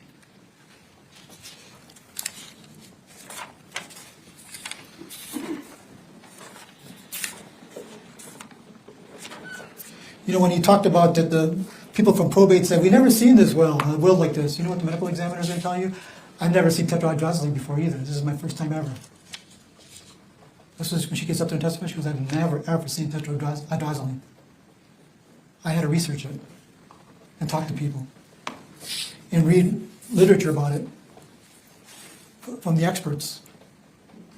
And one of those experts is named Henry Speller, leading expert in the world on tetrahydrozaline poisoning. And you're going to hear from him. We're going to bring him in. Literature that the medical examiner read. And you're going to hear from Mr. Speller about tetrahydrozaline poisoning. She's innocent. Find her not guilty. The way he ends there. She's innocent. Find her not guilty. Walks off dramatically. Like, no, I don't like it. I don't know how many ladies are on the jury, but damn, I think everyone would feel protective. I just mean, if you're speaking for Lynn, ooh, that's not a good look. I feel very protective. Okay, so now we're going to be looking at the state's witnesses and, of course, cross-examination from day one. And no fluff, no BS, no long pauses, they're out, no sniffles. Concise, okay? So here we go. If it sounds like they're talking too fast now, then I'm going to slow them back down to normal speed, okay? Thank you, everyone. Please be seated. I see our jurors have been given notepads and pens if they choose to take notes. With that, the state may call its first witness. Thank you, Your Honor. The state would call Deputy Rozenberger. All right, Deputy, if you would please make your way to the witness stand, which is upper riser on my right. State your first and last names for the record and spell each. Christopher Rozenberger. First name is Christopher. Last name is Rozenberger. Thank you. Go ahead. You may question the witness. Thank you, Your Honor. Deputy Rozenberger, how are you employed? Through the Waukesha County Sheriff's Department. And how long have you been employed at the Waukesha County Sheriff's Department? It'll be 13 years this January. Okay. Have you had any previous law enforcement experience before that? Yes. Okay, can you get into that? It was 6 months in the town of Dover in Kansasville. It was mostly boat patrol. Okay, so that brief stint as well as the Sheriff's Department is your totality of your law enforcement experience, correct? Yes. Okay. Did you have to undergo training to become a law enforcement officer? I did. Can you just briefly describe for the jury some of that training? In 2008, I completed the Law Enforcement Training Academy. After that, I was hired with my first department, Boat Patrol. In that department, being a part-time department, we didn't receive a whole lot of training until I became a sheriff in 2011. From then, we had a 2-week orientation class prior to becoming on the road. Once becoming a deputy on the road, I was on field training for 20-week field training. I think it's a little bit too fast now, so I'm just going to go back to normal speed because we put the 1.25 on for the defense's opening statements. So as you can see, this is the witness, Christopher Rozenberger. He works at the Waukesha County Sheriff's Department. If at any time during the streams, during the trial, you're not too sure who the witness is, I put it all up there for you at the top. I've got the victim here above me, Lynn. And so, yeah, enjoy watching this trial with me.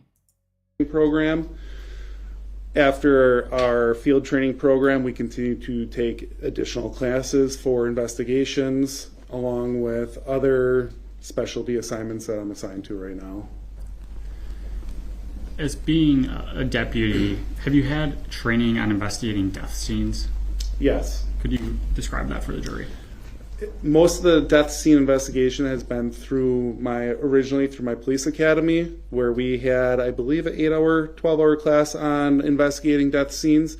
From there, everything was hands-on with my FTOs, along with my in-person experience during calls. Obviously, you've had a little bit of an extensive law enforcement career, but if you could give an approximate number of about how many death scenes you've actually gone to as a law enforcement officer. For death scenes, I imagine approximately 80 to 100 death scenes. Okay. Could you describe the standard procedure for processing and assessing those death scenes? First and foremost, our first priority is arriving on scene and making sure that the scene is secure, not that there's any other injuries to anybody. Everyone there is safe first. Along with then immediately rendering aid to anyone who is injured or is dying, or checking to make sure that there's no other additional life-saving measures that we can perform. After then, we also complete a cursory search of the house or wherever the person is located to ensure that there's nobody hiding in the residence. After that, we have our fire department pretty much coincide, come in with us as we're checking the building to ensure that the person who we have located, if they could use any further medical assistance that I can't provide, such as hooking up for heart monitors. The fire department, if it's an obvious death, usually we only bring on 1 or 2 firefighters. If we think the person can be revived, we bring in as many as we can. From there, then, if the person is deceased, we'll set up a crime scene log and we'll secure that perimeter of the residence or wherever we deem the crime scene is until we can break down that. We start a crime scene log, we take documentation of everyone who comes in and all that residence or area. Thank you. I want to take you back about 5 years ago at this point to October 3rd, 2018. Were you on duty on that date? Yes. All right. Were you dispatched to a residence at North 16 West 26543 Meadowgrass Circle in the city of Pewaukee, Waukesha County, Wisconsin? I was. All right. On that date, can you tell me a little bit about that dispatch? We were dispatched to a suicide.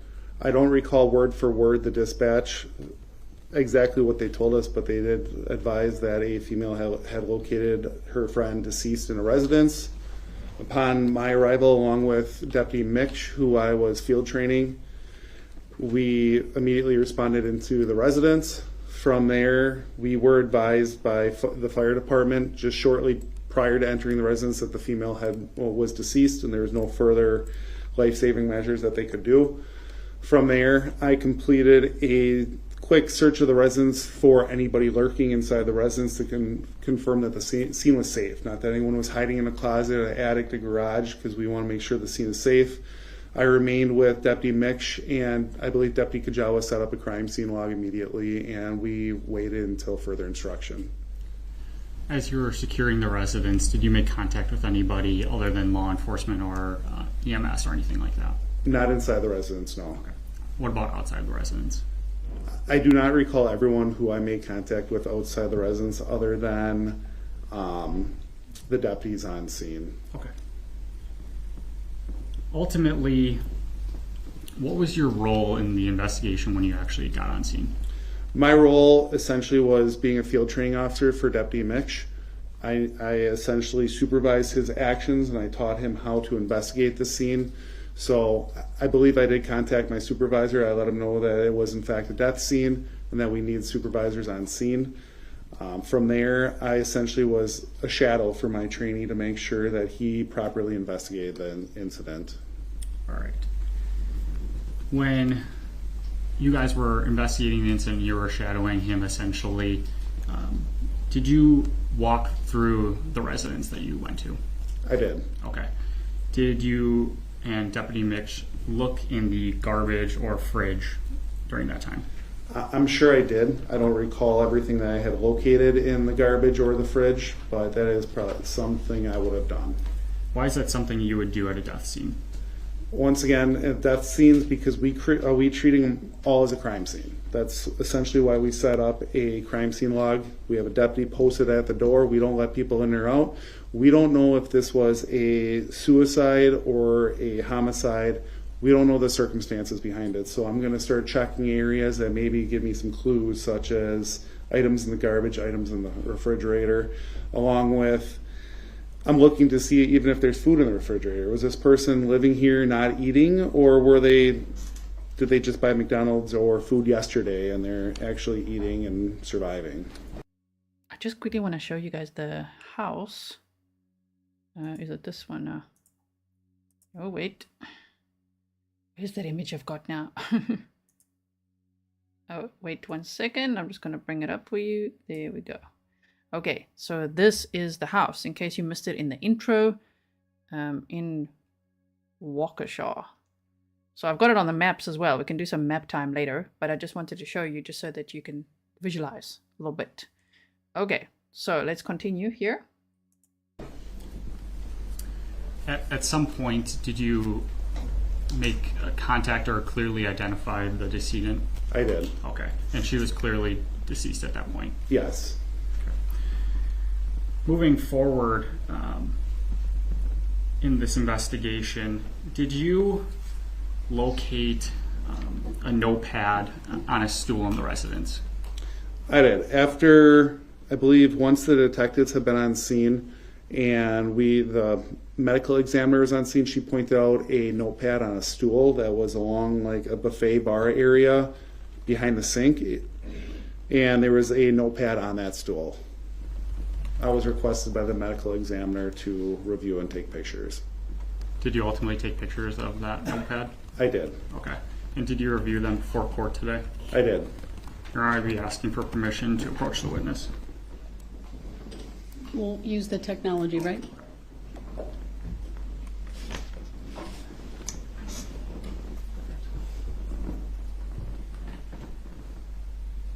He's going to approach you electronically, so to speak. The documents that they have, the court will see, you will see, and then presumably we'll go forward from there. Let me know once you see what you want on your preview screen, and then I'll publish to the witness. It's not up yet.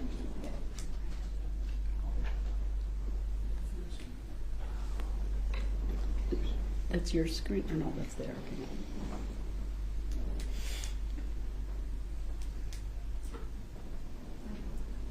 You're the state rear, so are you? I left this part in because I want you to see the interaction here. Okay. You're seeing a blue screen? Because I'm seeing a blue screen. Yeah, one of her screens is blue, but then she also does have it up. Might have to, if you're using it as a dual monitor, you have to make sure it's on the correct side.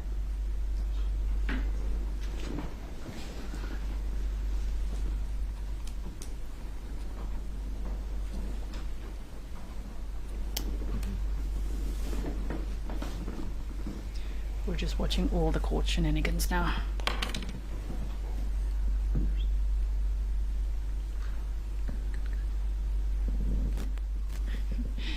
His attorney's like, oh man, okay, let's quickly go like this. Yes. Deputy, can you see? Hold on a second, I just want to confirm your monitor's working? Yes. Thank you.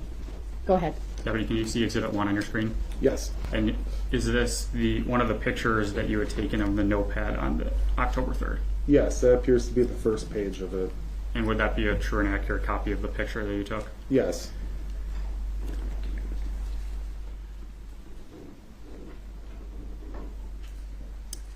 Same questions with Exhibit 2. Is this another picture of another page of that notepad? Yes, And is that also a true and accurate copy of that page of the notepad? it is. Okay.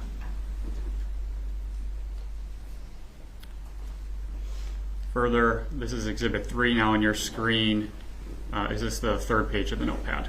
Yes. And again, you took this picture? Yep, True and accurate copy of it? correct. Okay. Exhibit 4 here is a lower half of one of the pages of the notepad. Is this another picture that you took on this date? Correct. And that's again a true and accurate copy of that. It is. And lastly, we have Exhibit 5, which is the upper page of Exhibit 1 actually here. Again, did you take this picture? That is correct, yes. And it's a true and accurate copy of it. It is. Your Honor, be moving Exhibits 1 through 5 into evidence. Exhibit 4, that's the lower half of which exhibit? That is the lower half of page 1. Any objection? No. All right, for the jury then, exhibits 1 through 5 are received. And I'd be asking for permission to publish Exhibit 5. Any objection? No. All right, permission to publish granted. Yes. You starting with 5? Don't worry, Auntie Lynn, we're gonna see things. It's just going through it, getting permission to publish.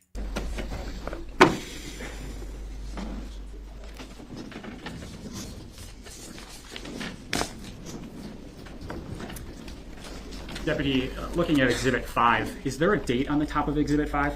There is. Can you just tell the jury what that date is? 9/26/2015. Okay, so presumably this note would have been from 9/26 of 2015, correct? That is correct. Okay. At least that's how you interpret it. Yes. All right. In looking at this notepad, so not even just Exhibit 5, but all 3 pages of the notepad, in your training experience reviewing these scenes, did you believe this notepad to be a suicide note or notepad? I did not. Based on some of the information we received that she's had health problems, it appeared like she was essentially telling someone how to feed her cat, run her TV, feed the animals, and how to even get a hold of her in the hospital.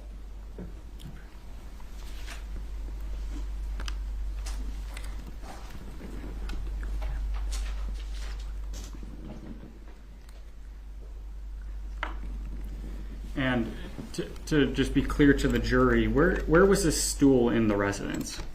When you walked into the residence, there was an open concept, and the kitchen was in the center, kind of towards the back of the apartment, and it would be in the center where the living room was, dividing the kitchen, and it would have been on the living room side. I just have a few more questions for you, Deputy. When, kind of going backwards, when you cleared the residence earlier, on this October date, did you locate a Jeep or a vehicle in the residence or in the garage? I did. Okay, what was that vehicle? I recall opening up the door to the garage. I saw a Jeep Wrangler, and I even recall making a comment to my partner because she had the same vehicle, saying, hey, she likes Jeeps too. That's the reason I remember it being in there. So T-Trees was saying, we need to deep dive that note. I mean, ordinarily we would deep dive the notes, but that one really was instructions. It seemed like actually written by Lynn, I think. And it was just how to go about, which keys to use. It's almost like house sitting notes you would leave. Like, okay, this is how I feed my cats, and, this is the door that stays locked, and this is what you use to fill up the food, and here's when and how you change the litter. It was like that. Okay.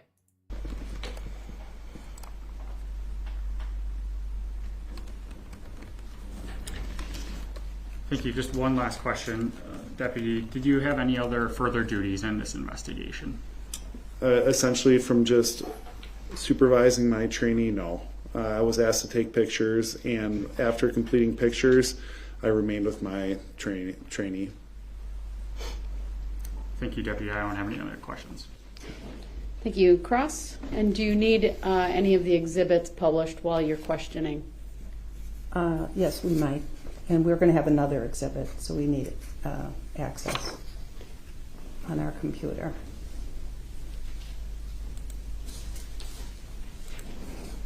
Go ahead.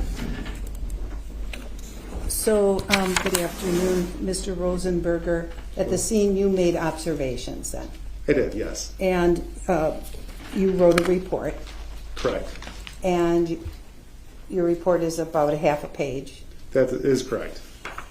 As part of your training in law enforcement, you're told to record anything that's significant Correct.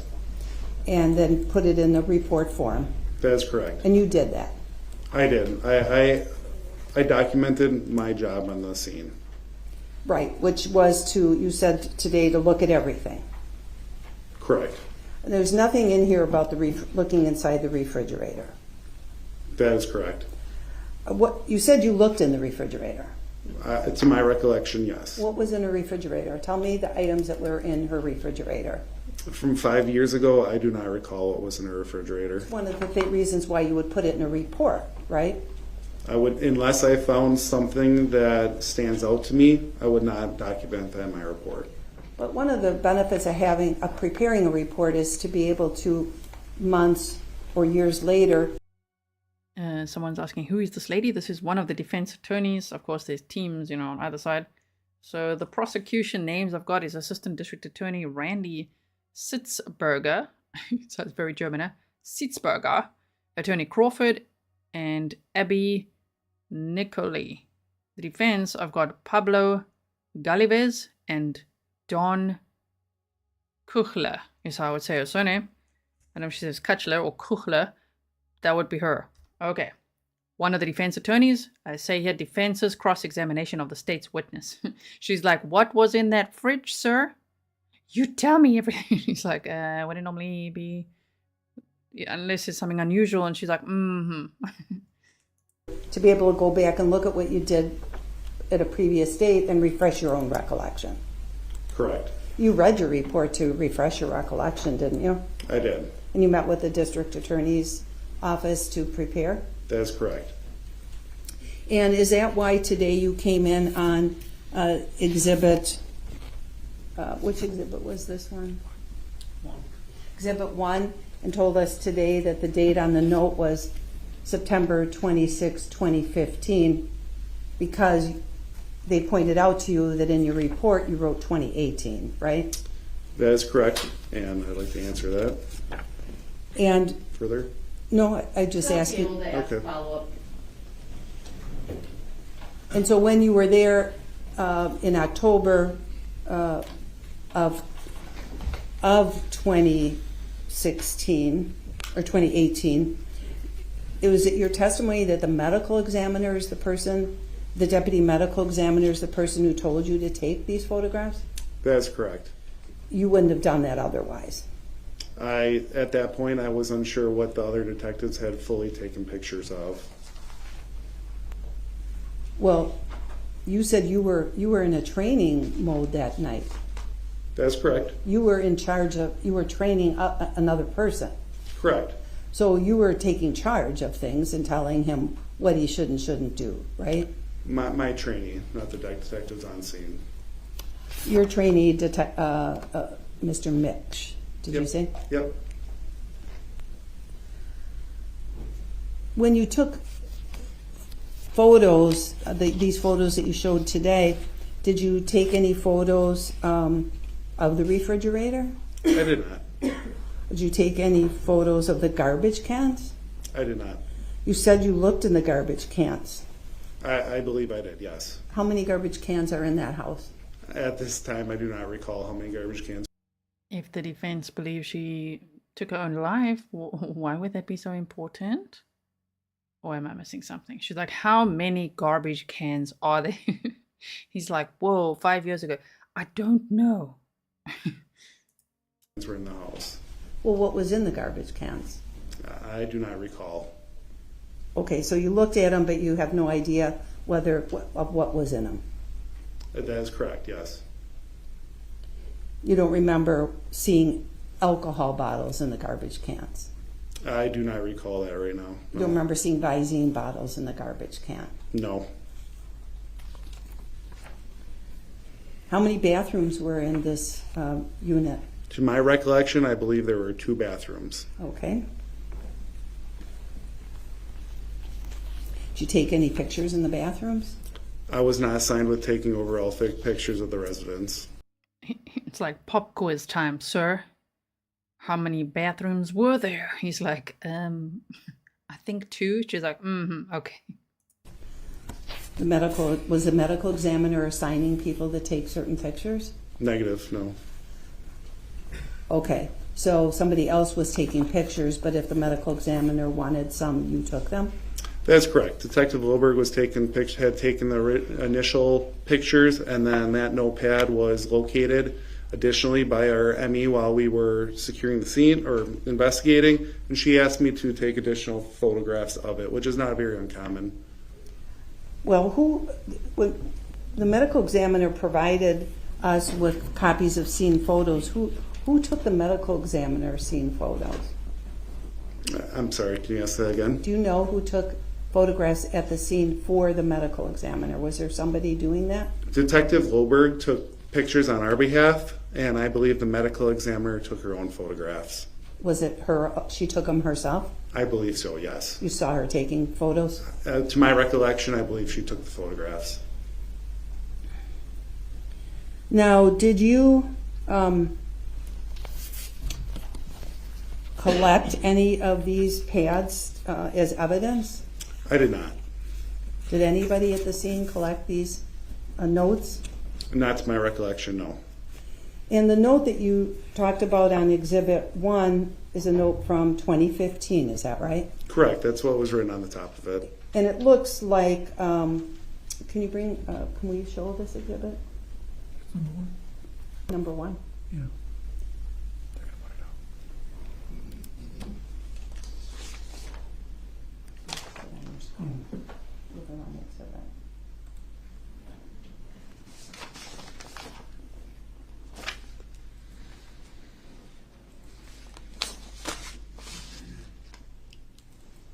There we go.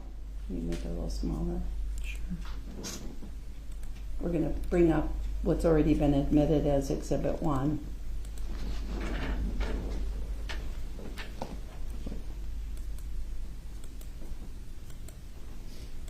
Can you see that all right on your No, screen? he doesn't have it yet. Is that what you want? Yes, I'd like to Okay.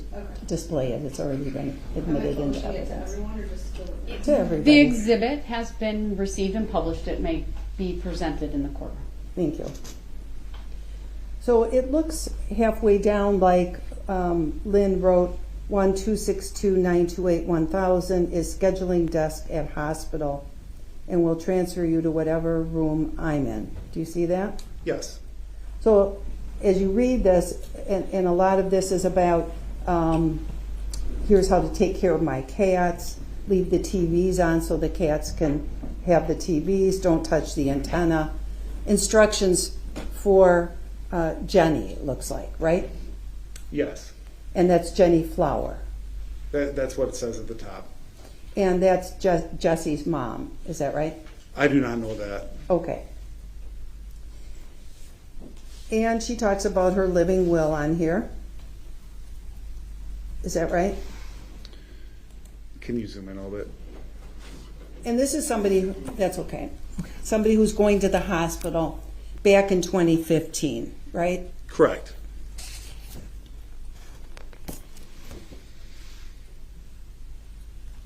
Did you take the picture at the scene of the checkbook register with notes on it? I don't believe so. Did you take a picture of the Lynn's driver's license? No.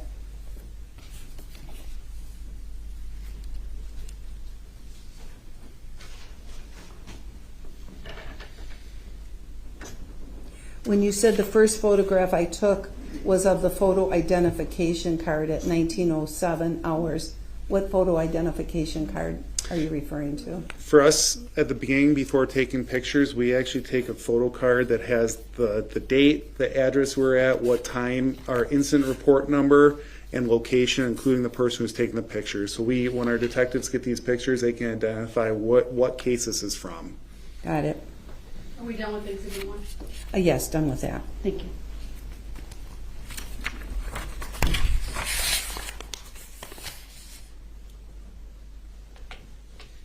Did you make a list of drugs that were found at the scene? I personally did not.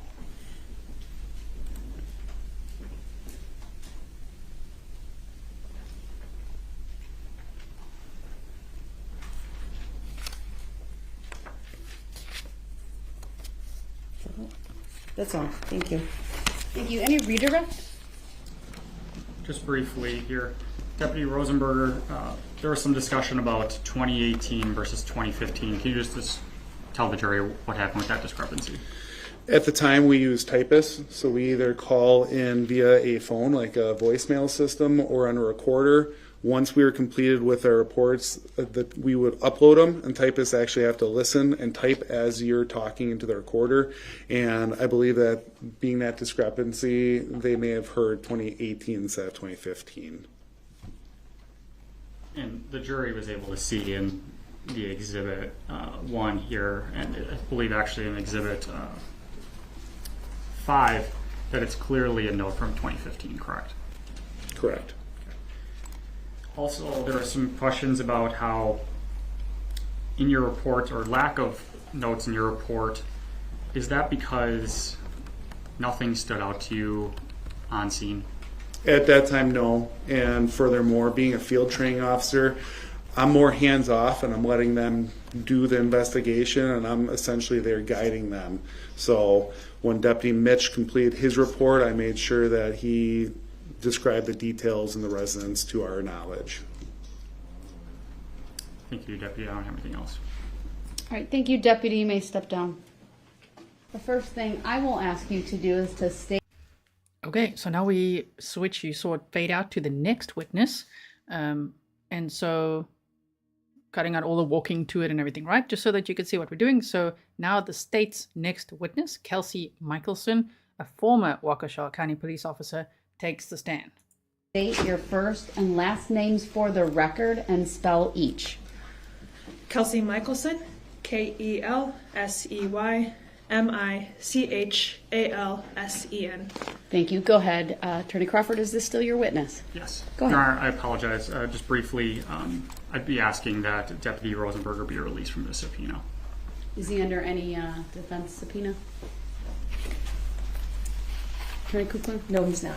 All right. He may be released. Thank you. All right, Ms. Michaelson, can you just tell me what you do right now for a job? I currently work as a tech in the ER at Freighter Hospital. Okay. Additionally, do you have any experience in law enforcement? Yes, I've been a law enforcement officer since May of 2018. Okay. Are you still employed in a law enforcement capacity at all? Yes, I work part-time at the Village of Pewaukee Police Department. In what sense? I'm a boat patrol officer there. All right. So I believe you said May of 2018 is your extent of law enforcement experience? Correct. All right. Can you just tell the jury the training that you received to become a law enforcement officer? I have a 2-year associate's degree that I received in 2018 as well. Additionally, I had 720 hours of the Law Enforcement Academy, which I graduated in May of 2018. I had additional training in my job as a law enforcement officer as well. Were you employed with the Waukesha County Sheriff's Department in October of 2018? I was.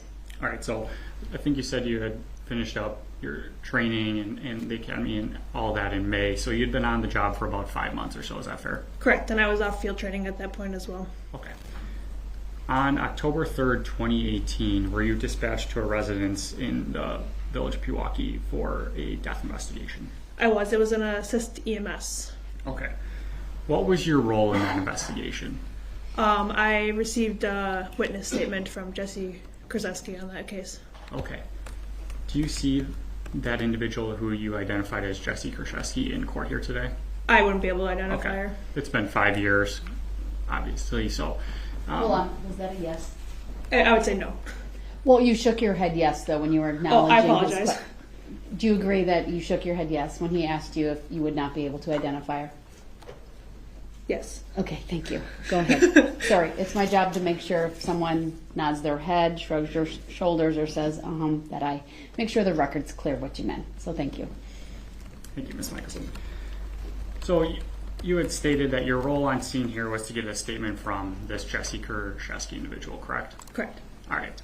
So in part of getting her statement, did she provide a written statement to you, or was it verbal? It was both. Okay. Can you just tell me what you recall about that statement that she gave you? Yeah, so when we get a statement from witnesses on the scene of a death investigation, we go over the last 24 hours that they had with the victim. From what I remember with Jessy's statement, she stated that she last saw her around 10 a.m. that day when she left to go run some errands. From what I knew, Jessy was the caretaker of the individual that we were on scene with. She saw her that morning, tried to feed her some breakfast. She wasn't willing to eat. She tried to change her. She usually sits on a Chuck's pad to collect any urine that might go on. She wanted to be left alone. Sounded like the individual that had died that day was kind of becoming more increasingly sick as the past couple of days went on, or over the past year even. And Jessy really mentioned that she just felt that the victim, or not the victim, the person who had died was starting to decline pretty fast. She wouldn't take her meds the night before. And Jessy also noticed that some of the pills had gone missing. I didn't clarify if she counted each pill every time she gave him, but Jessy was the person who would usually give the person who died her pills. Interesting stories she told her, huh? That's what I'm listening very carefully, wait, sorry. So Jessy told you what now? Oh, big decline. And then pills missing. Oh, so there were pills missing. Okay, what about the Vicine, though? What about all that? So you said you took both an oral statement as well as a written statement, correct? Correct. So a written statement, was that part of this case? Did you turn that into property or anything like that? Oh, I'm sorry, can you repeat? So, yeah, it was probably a bad question. When you took her written statement, Jessy Kurczewski's written statement, did you submit that to this case for this investigation? I did. Okay. And did you have a chance to review that written statement before court today? I did. And was that written statement a true and accurate copy of the written statement that you took from Ms. Kurczewski on October 3rd, 2018? It was. Okay. I believe that is actually marked Exhibit 6.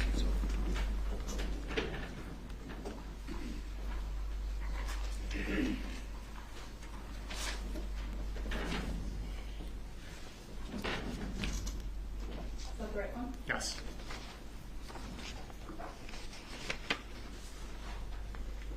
Do you see anything on your screen? My screen's black. Okay. No, I see it. All right. Exhibit 6, is that the written statement that Jessy Kurczewski gave to you? It is. More distinctly, that's the first page, correct? Yes. Ultimately, there is, I believe, 3 pages to this written statement of hers. Is that a yes? Yeah, I believe that's right. Okay. Your Honor, be moving Exhibit 6 into evidence and ask for permission to publish. Any objection? No. Exhibit 6 is received. Permission to publish is granted.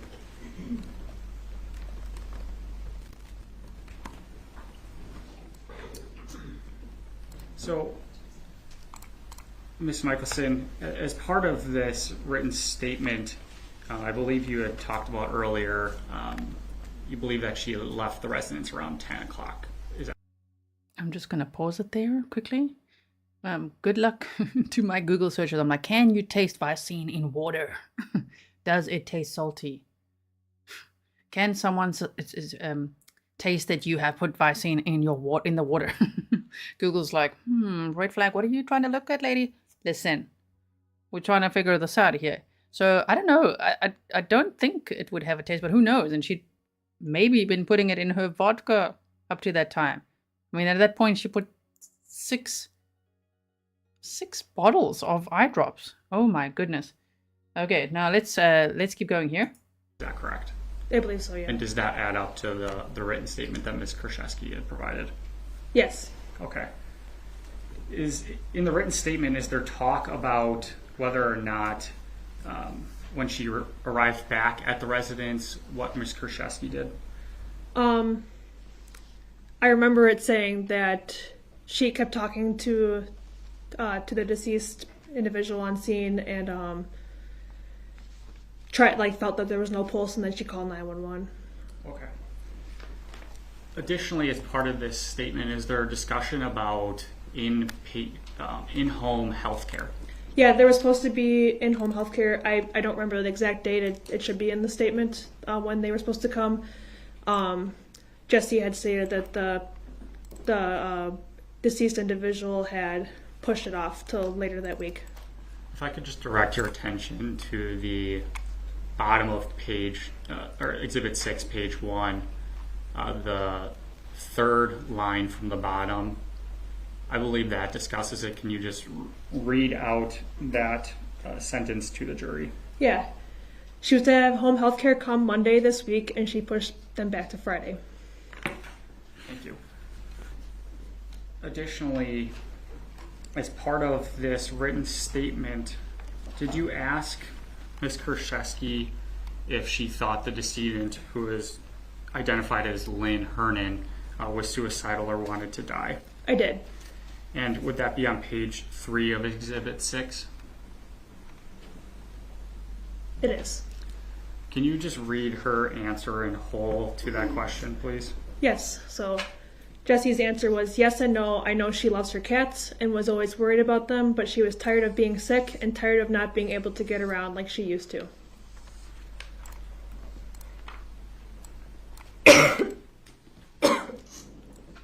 Sorry about that cough still being in there.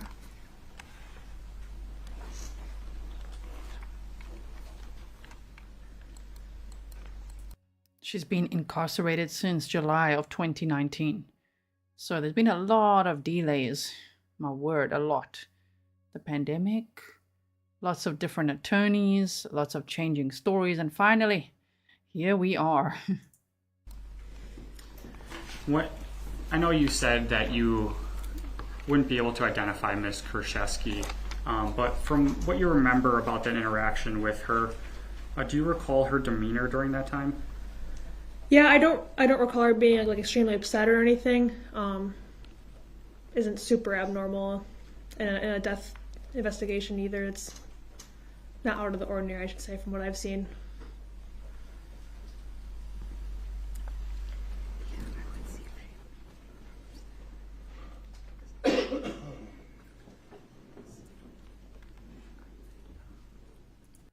They say from Uncle Google tells me it might taste a little bit sour or a little bit bitter depending on the brand.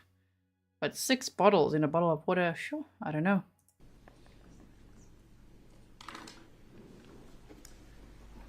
I just have a few more questions, Ms. Michaelson. Do you recall what Ms. Kurczewski was wearing at the time? I don't recall. Okay. And additionally, I'm going to take us back to actually page 1 of Exhibit 6. I'm going to have you, can you just read into the record the sentence after I had errands to run, I left around 10-ish, right around the middle of the page. Yep. I returned back shortly before 5 p.m. and just thought she was asleep. She usually is when I get here. I kept talking to her and checked her pulse and called 911. And additionally, well, you don't remember what Ms. Kurczewski was wearing at the time. At the top right, I believe it talks about what her employer would have been, correct? Correct. And filled in there as it says that she's not working at the time of taking care of the decedent. Correct. Thank you, Ms. Michaelson. I don't have anything else. Any cross? Good afternoon, Ms. Michaelson. So you went to the scene. I'm sorry for the interruption. Do you need the exhibit up? I'm not. Don't you just love how this judge totally controls her courtroom? It's just so good compared to some other judges we've seen, right? She's really good, and she's got a lot of patience, but a lot of great boundaries, in my opinion, and she's very confident. I love this judge, right? Judge Dorow. So Jennifer Dorow. Yes, Carrie explains why Jessy's writing so much. She's not allowed pens usually. Also, if anyone has stories of what may have happened to you or your friends regarding eye drops and things like that, just try to be sensitive with it, because we don't want to trigger people in chat, right? We know that sometimes guys put eye drops in drinks and things like that, and yeah, then it's a whole, it can be an SA case, but we don't want to, there's a lot of people in chat that have expressed that they feel a little bit triggered by this case, and we want everyone to feel safe to be able to watch here with us. Thank you all for being here, by the way. Okay, so now I'm going to change the text that I've got here, because now the defense is going to be cross-examining the state's witness. Not at the moment, no. Okay, thank you. Again, sorry for the interruption. You got to the scene, you made observations. Is that right? Correct. Did you say you were done with your field training at this point? I was. When did you finish your field training? I believe it was in July of 2018. All right. And when you arrived at the scene, were the other officers already there? I believe I arrived at the same time as Deputy Kralowitz. And what about Deputy Mitch?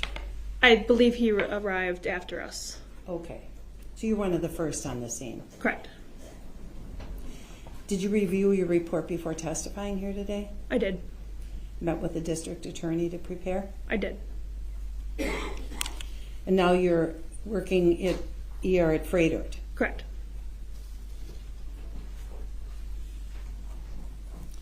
Now, people don't all react the same way when you report to a death scene. Isn't that true? Correct. There's no one size fits all when it comes to that. Most definitely. In fact, when police come to talk to somebody, sometimes people are really trying to hold it together to answer questions the best they can. Is that your experience? That's true. People try to cooperate with you. Yep. Answer things the best they can. Mm-hmm. Yes? Yes, sorry. It's okay. Even when they're in a state of distress or a state of shock, they still try to cooperate with you. Correct. You've seen that. Yes. Now, when you asked, it looked when you got there and you made observations, it looked to you like a suicide, didn't it? I don't believe I ever went in the house. Oh, you never did? I don't think so. I can't recall. Were you told that it looked like a suicide? I don't remember. I would assume so based on some of my questioning.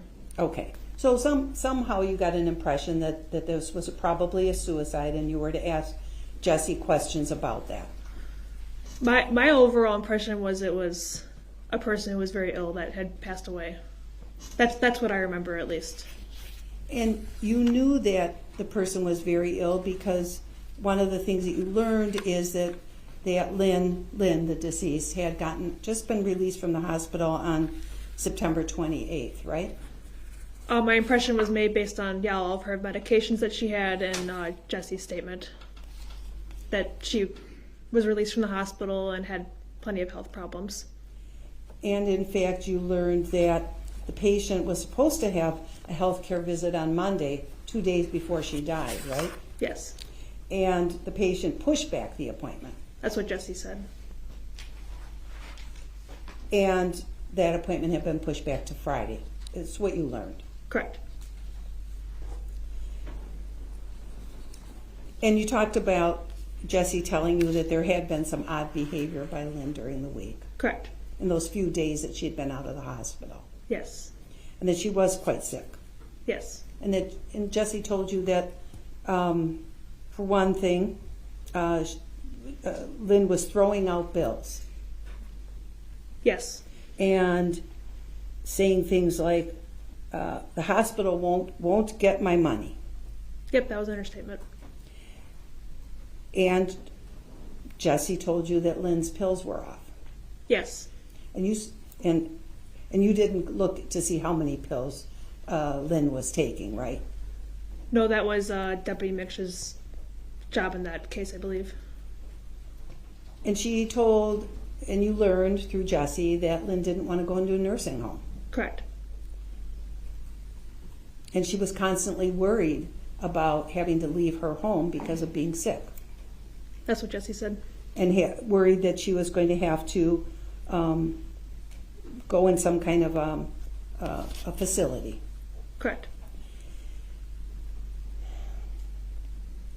And you learned that Lynn was tired of being sick and tired of not being able to get around like she used to. That's what Jessy had said. And that's what you're here to testify to today, right? Yeah, what Jessy had said to me, yes. All the things that you testified to for the state were things you learned from Jessy too, Correct. right? Yeah. Okay. And you asked Jessy, do you think Lynn was suicidal? That's one of the things you asked her. Yep. And she said yes and no. Yes. She didn't say, absolutely, this woman was suicidal. This is a suicide. She didn't do that. She did not do that, no. Not at the time. Later she said, well, yes, she was suicidal and I wanted to help her. I was a good friend, like, oh man. So based on at the time, what her story was, because Jessy's story changed a lot over the years.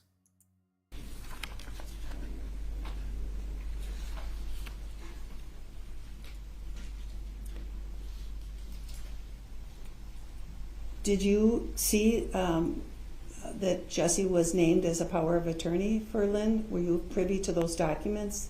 I didn't see the specific documents. I know that Jessy did tell me she was a power of attorney, or was listed as one. As part of your role, did you ever go and check the garbage cans or anything in the house? I don't think I ever went in the house. Did you maintain the log outside of who was coming in and out? I don't remember if I did or not.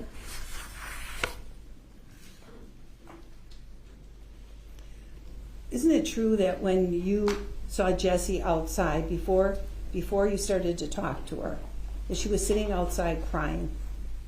I don't remember that. Weren't you consoling her? I don't remember that either. So your memory's really pretty vague from this day? I would say so, yes. This case didn't stand out particularly high to me, I guess, and stuff. It was somewhat of a normal work day.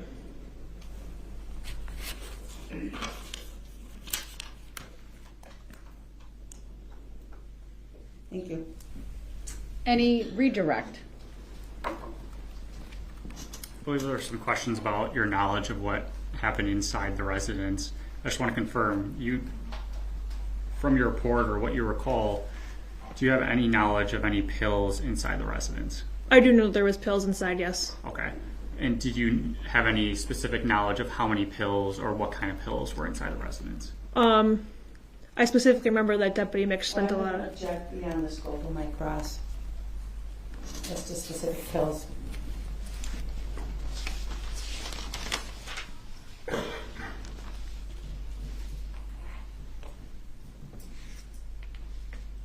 Overrule. You can continue. You may answer. Okay. Can you ask the question again, please? Yeah. So you're talking about how you had knowledge roughly that there was pills inside the residence. Did you know what kind of pills there were? How many pills there were? Those types of things? Object is calls for hearsay. I don't know. Sustained as to the form of the question. I'll move on. I don't think it's really that relevant. Did Jessy Kurczewski tell you in this written statement or oral statement that Lynn had been trying to kill herself with eye drops? No. Okay. So there was no discussion about eye drops, correct? Correct. Object to beyond the scope of my cross. It's going into new territory. The answer may stand, but please move on. I don't have anything else, thank you. Any redirect, or I mean recross based No. on that? All right, thank you. You may step down. Thank you. Okay, so they're going to go to the next witness. I just quickly, there's a few new people that joined now. So just a quick recap. I won't go through the whole slide, but basically, this is the victim, Lynn Hernan. She was 62 when she died on October 3rd of 2018. Defendant, Jessy Kurczewski, now 39, was 34 years old at the time. She knew her since childhood. Lynn was friends with her mother. So Jessy knew her pretty well, her whole life just about, since she was 9-ish, right? And so what's happened here is, let me quickly go to the next one here. So they were family friends. They'd known each other since Jessy was a child. Lynn treated Jessy as her own daughter. This was a photo from Jessy's high school graduation party that Lynn threw. Lynn struggled with her health, so that is why she needed someone to care for her, but it seemed to escalate since somebody took care of her. So, but yes, since around 2015 or so, she did have some health problems. And so, Jessy apparently went there. Some reports say, once or twice a month. She told her boyfriend 3 times a day. So I guess the caretaking escalated. It got more and more. And then on October 3rd of 2018, okay, I'm powering through this quick, police responded to a 911 call that Jessy actually made, the defendant. And she said she found that her friend, Lynn, unconscious, not breathing in her home. She was found on her recliner with a large amount of crushed medication on her chest and on a nearby plate, which almost makes it sound like she's trying to stage the person on trial, Jessy, stage like a, I don't know, are you trying to stage like a Elvis scene, or are you trying to be like, what would it look like if someone was going to take their own life with pills? Even though it wasn't pills, the police initially thought she took her own life, it was an OD, but then the autopsy showed no, it wasn't. It wasn't the pills that were all over her. It was actually tetrahydrozaline, the main ingredient, one of the ingredients in Visine eye drops. And then it turned out there were 6 bottles of eye drops put in a bottle of water that Jessy herself later said, yes, I put the eye drops in the water and gave it to her because she wanted to die. So that's her changing story all along the way. But I think one of the main things here is as well that's really going to nail her is not just that, it's obviously the motive, which they don't have to prove, but the thing is the money. This lady was clearly after the money. She moved in, she drove Lynn's Jeep around right after she died. Investigators found out she committed $290,000 worth of fraud, including a $134K check that they say was transferred fraudulently from Lynn to herself. She cashed like 28 checks over time and depleted all her money until there was really none left. Until then she wanted her estate. How do you get her estate? Okay, well, she was so close to Lynn, she knew that Lynn would probably leave her everything, and so she died. And they say it wasn't unaliving, it was homicide. Okay, and she's also got some searches on PDF documents that we've gone over in the beginning of the stream. I don't want to make this too long because I'm trying to make these nice trial days so nice and concise for us, right? And so she had looked up household poisonings, cyanide poisonings, and all that kind of stuff. She was arrested in July of 2019, held on a $1 million bond, and she's now facing first-degree murder charges and 2 felony counts of theft charges. So the trial started yesterday with day 1. We're starting today with day 1. And we've only got, just over an hour left because 8 hours has been made for you into 3 hours. So I hope that you're enjoying it here with us. So now I'm going to put this back on for you and the next witness will take the stand. First thing I will ask you to do is to state your first and last names for the record and spell each. Sure. Tabitha Kukes, Tabitha. Kukes, K as in King, U as in Union, K as in King, E as in Edward, S as in Sam. Thank you for correcting how we said your name. My apologies. Go ahead, your witness. Thank you. Ms. Kukes, were you previously employed as a deputy medical examiner here in Waukesha County? That's correct. And how long did you work in that capacity? From February 2015 until November or December of 2021, I believe. It was almost 7 years. As a deputy medical examiner, can you just explain to the jury what goes along with that? Absolutely. So, deputy medical examiner in the in the county of Waukesha, essentially we have to be the eyes and ears for the medical examiner. Due to the volume of deaths in the county, it's impossible for the pathologist to individually attend each death. So it was our job to triage those cases on what could be released under natural circumstances and what needed further investigation. These cases might come in as phone calls from a hospital or a nursing facility. It would be a death attended by medical personnel, and we could answer questions from the nurses and doctors. Or in this case, it might be something that happened outside of a medical facility, unattended by any personnel, and would require response by our department to the scene. These were what we called scene deaths. We would go to the scene, we would interview anyone that was there. This included law enforcement, paramedics, witnesses, family, friends, those who found the decedent. We would collect evidence, we would document circumstances surrounding the death, we would do a body examination, and we would legally pronounce the death. Then we would determine whether or not this particular death required additional investigation by the pathologist, and if so, we would bring that decedent with us back to the office. We remain custody of the decedent, and then they would often have either an external exam or an autopsy with toxicology testing at the discretion of the pathologist. A lot going on there, is fair to say. Did you have to undergo any training or education to become a deputy medical examiner? Yeah, it varies from county to county on what they require. For me personally, I have an undergraduate degree in anthropology and archaeology. I have my master's degree in biological anthropology, which had additional training in death investigation and genocide. And then I also completed a training course at St. Louis University in medical legal death investigation. Additionally, after being hired at Waukesha County, we underwent yearly ongoing education training, conferences, and of course there's on-the-job training that you receive. Okay. As part of being a deputy medical examiner, I think you might have touched on it, but I want to really emphasize this here. You're involved in death scene investigations, correct? Correct. Okay. So in those investigations and in death scenes over the time of your about 6 or so years that you were a deputy medical examiner, about how many death scenes did you process? Through my entire career, I'd say over 600 were scenes, over 1,300 death cases overall. Okay.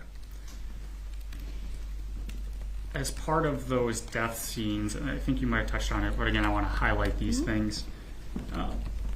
What sorts of objects or things are you looking for at these scenes?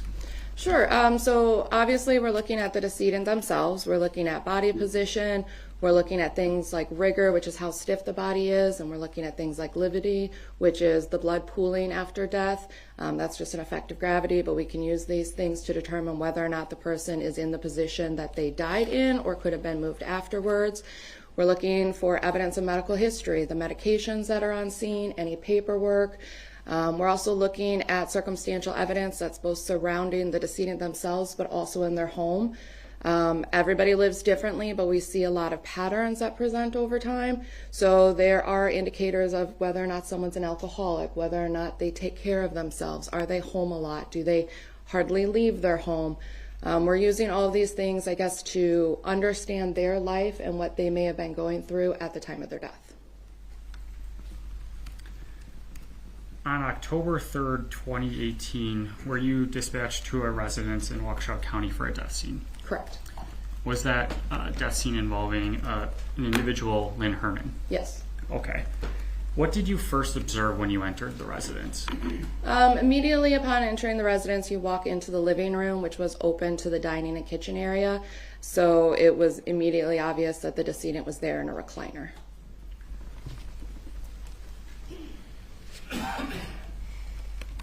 Did you ultimately pronounce her deceased? Correct.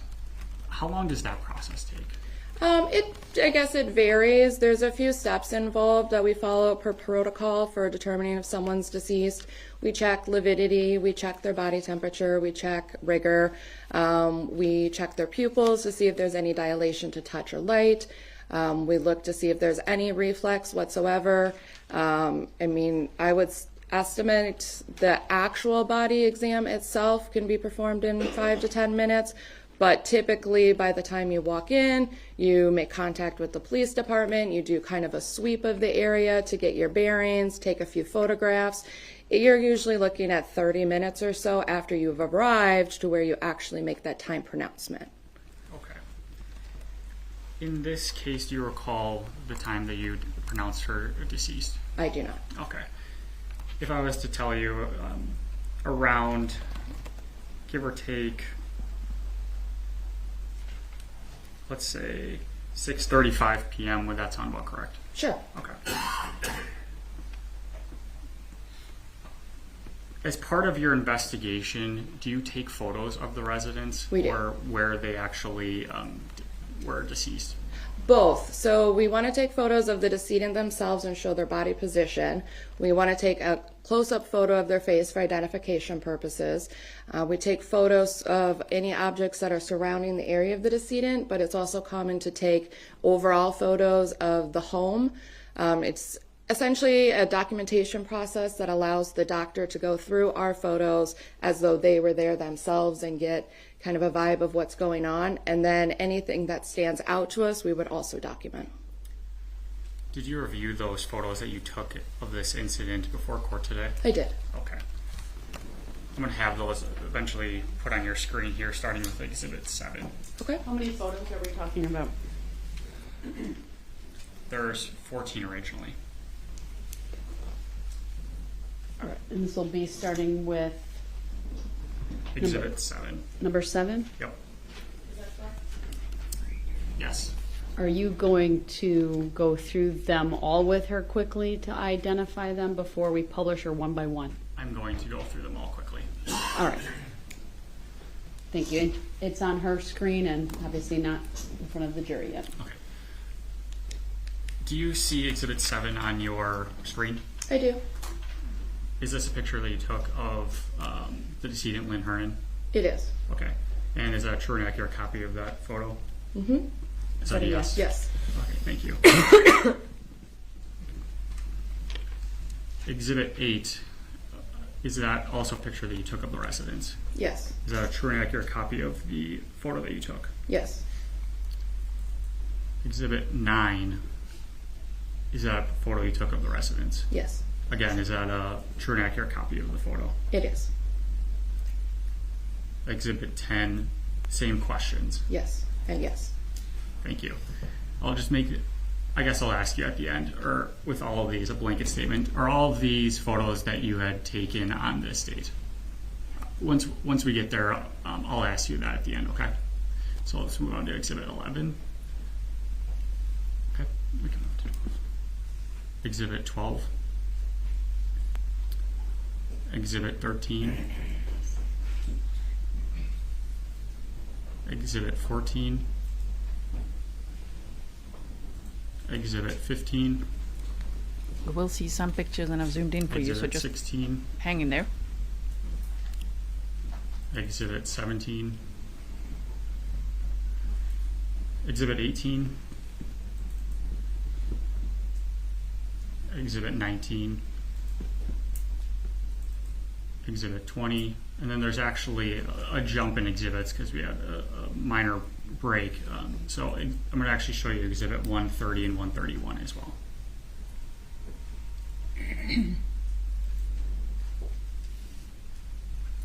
So again, all blanket questions for these. These are all pictures that you took, correct? Yes. And are those true and accurate copies of those pictures? Yes. There are move Exhibits 7 through 20 into evidence, as well as Exhibits 130 and 131 into evidence. Any objection? No. I'd also be asking for permission to publish all of these exhibits. Exhibits 7 through 20 and 130 and 131 are all received. Permission to publish is granted.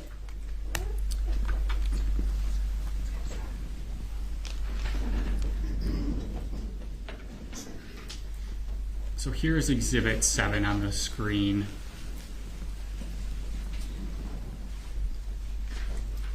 Again, this is just a picture of the deceased, Lynn Hernan, correct? Correct. Not gonna see that. Exhibit 8, what are we looking at here? We're looking at the front door there and the rest of the room. What are you looking for in these types of pictures? I wouldn't say there's always something specific we're looking for. We're kind of trying to just give a profile of what the room looked like. So for instance, putting those two photos together, I can showcase that she was in a position in which she may have been watching television. That might have been an area she spent a lot of time in, and it makes sense that her recliner is pointed towards the television. She also has view of the front door, but I wouldn't say this particular photo is trying to say anything specifically so much as just to showcase the room. Thank you. Exhibit 9. Is that what Exhibit 9 is as well? Just trying to showcase the whole residence here? Correct. Okay.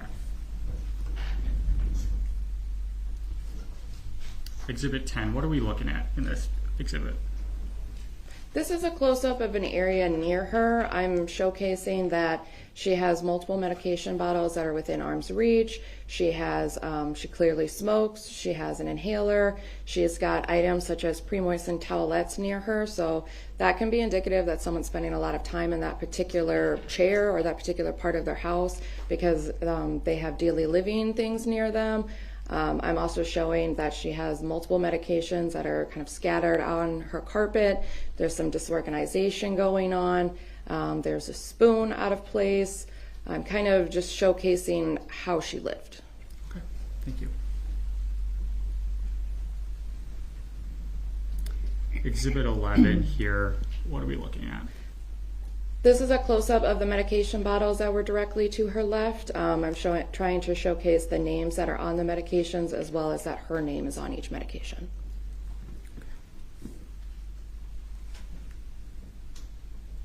What are we looking at here in Exhibit 12?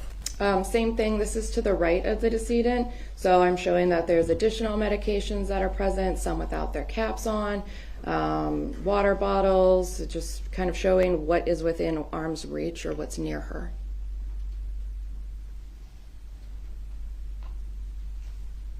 Is this a close-up of that same table? It is. And just for the record, I'm referencing Exhibit 13. In Exhibit 14,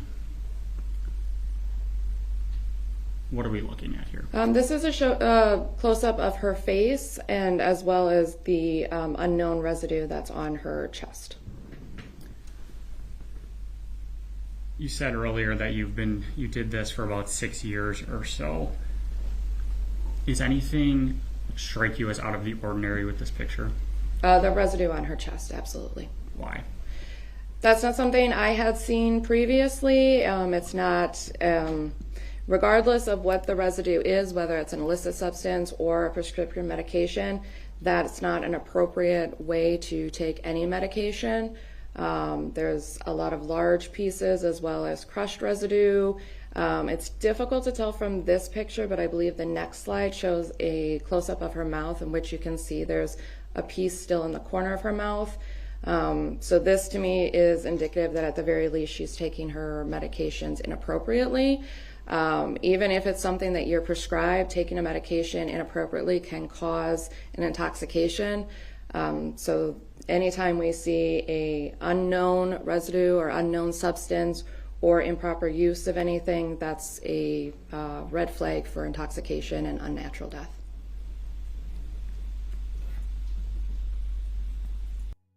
Isn't she such a great witness? Tabitha, the deputy medical examiner. Candy says, I don't buy that she would leave caps off medicine bottles. She had cats and would most likely not want to put them at risk of eating one. True, right? Mama Rose says, when I hear Judge D's voice, I have flashbacks. Grounds. Right? That is such a red flag that there's still like a little crushed pill just at the corner of her mouth. That really screams stage to me. What do you think? Oh my goodness. Okay. Exhibit 15, similar question. Same thing, just a different angle. This picture shows a little bit better that there is part of a tablet that's still in her mouth, and then just a different angle or different showcase of the residue. This photo does a better job of highlighting that it's multicolored, so I would imagine that to mean multiple different tablets. Most tablets don't come with more than one color, so we have different tablets that are likely crushed here. You were talking about some, a drug intoxication or those types of terms. Is this layout in the way those drugs are situated on an individual typical of a medication suicide? No, I would say that's atypical.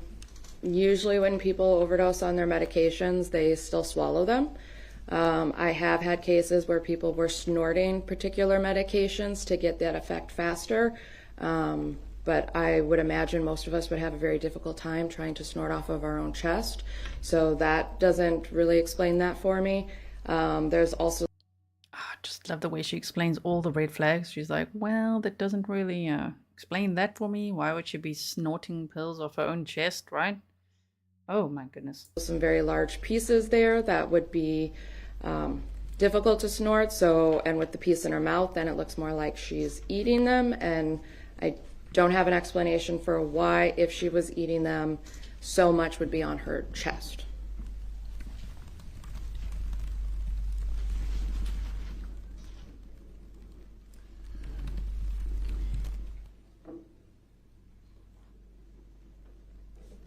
All right, in Exhibit 16 here, what are we looking at?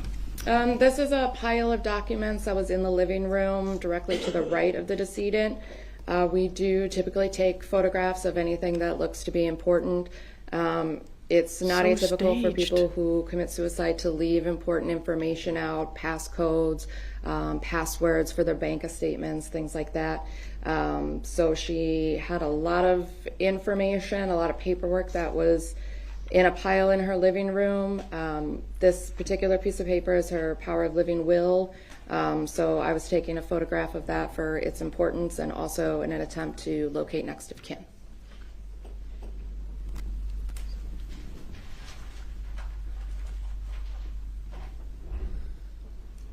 And Exhibit 17, what are we looking at here? It looks like I pulled that piece of paper out and then took a full photograph. I mean, originally, the first photograph is finding it in situ, and then this photograph is taking an entire photo of the piece of paper.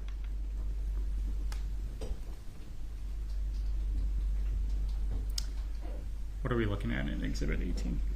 It's typical for us to take photographs of driver's license for identification purposes, make sure we have the name spelled correctly, the address.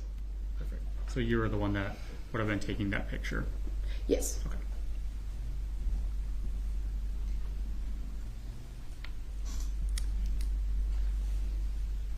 Exhibit 19, what is this photo? This is in her bedroom. This is a locked safe that was found in that position. It was open upon my arrival, and there appears to be another copy of the will inside. Do you recall if there was anything else notable in her bedroom? Not that I recall. Okay. Like, how staged can this be? It's really like, look, her will is right next to her bed. Paperwork right next to her, like, okay. Is that power of living will essentially the same document that you would have located next to her in the living room? It appeared to be the same, yes.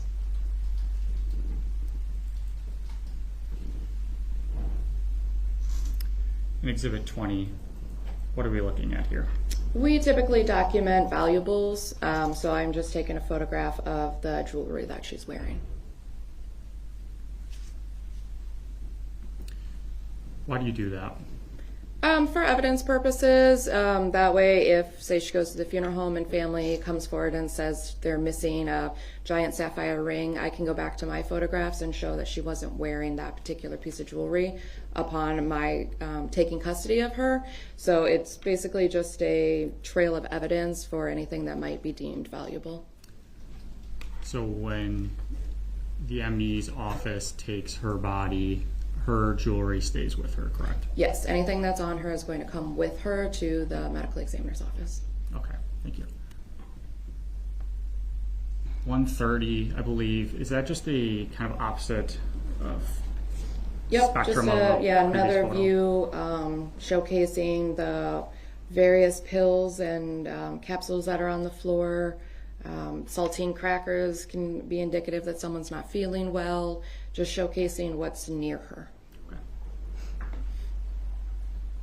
And lastly, 131.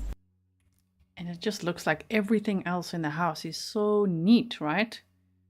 And now suddenly there's like saltine crackers on the floor, random spoon, wet wipes. Like, okay. Yeah, the question really is, did Jessy go to Walmart? What are we looking at in this picture? I presume that is where she crushed whatever was on her chest.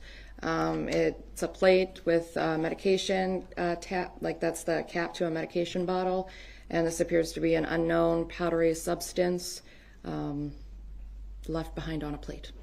Okay. When you went throughout the residence, did you go into the garage? Do you recall? I don't recall going into the garage. Okay. There's obviously the pill bottles from one of the earlier exhibits. Mm-hmm. Did you take inventory of the medication that was found in the pill bottles? Once I took them back to the medical examiner's office, I did. Why is that helpful? That's our protocol. It can show things like whether or not they're taking their medication appropriately. You know, if not as many pills are in the bottle as should be. If there's too many in the bottle, then we're not taking our prescription medication. For her in particular, I recall some of those bottles being rather outdated. So she had a collection of medications that would not have correlated to the month of her death. So that could be indicative that she's saving her medications. It could be indicative that she didn't take them appropriately. It could be indicative that she's been living in a state where she's been primarily on that recliner and in that living room ill for some time. And again, is this inventory of that medication, is that important to your office in determining the cause and manner of death? That could be viewed either way. On the one hand, no, because all that really matters is what the toxicology shows. All that really matters is what's in the decedent's bloodstream at the time of death, not necessarily what's there. And on the other hand, sometimes we take that medication back and we find another doctor's name that we can use to track down additional medical history, or it helps us, answer questions. The family might come back and ask us, is she taking her medications? Should we have made her take her medications? And the counts might help us answer those questions. So I think it's important for the overall investigation, but not necessarily important for cause and manner of death. While you were the one that inventoried the medication, actually, can you say where those missing pills would have been potentially? What do you, I don't understand. So if she doesn't have the correct amount of prescription drug in the bottle, would you be able to say where those pills are? No, and she could have, no. And I kind of want to go back a little bit to Exhibit 131. So you're under the assumption that this is crushed medication, correct? It appears to be some sort of crushed unknown substance. Do you know how that medication or substance got crushed? Object speculation. Overruled. You can answer that. I could theorize, but no, I don't know for certain. There was an explanation that was given to me by... Object to hearsay. It's going to call for hearsay.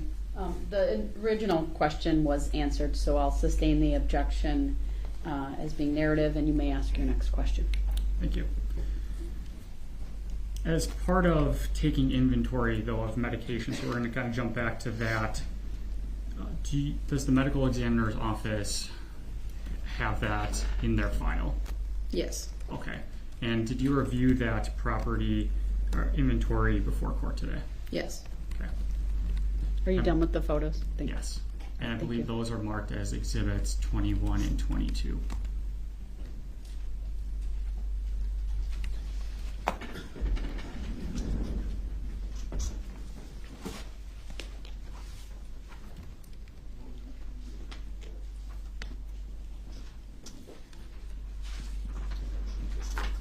You can show them to the witness first.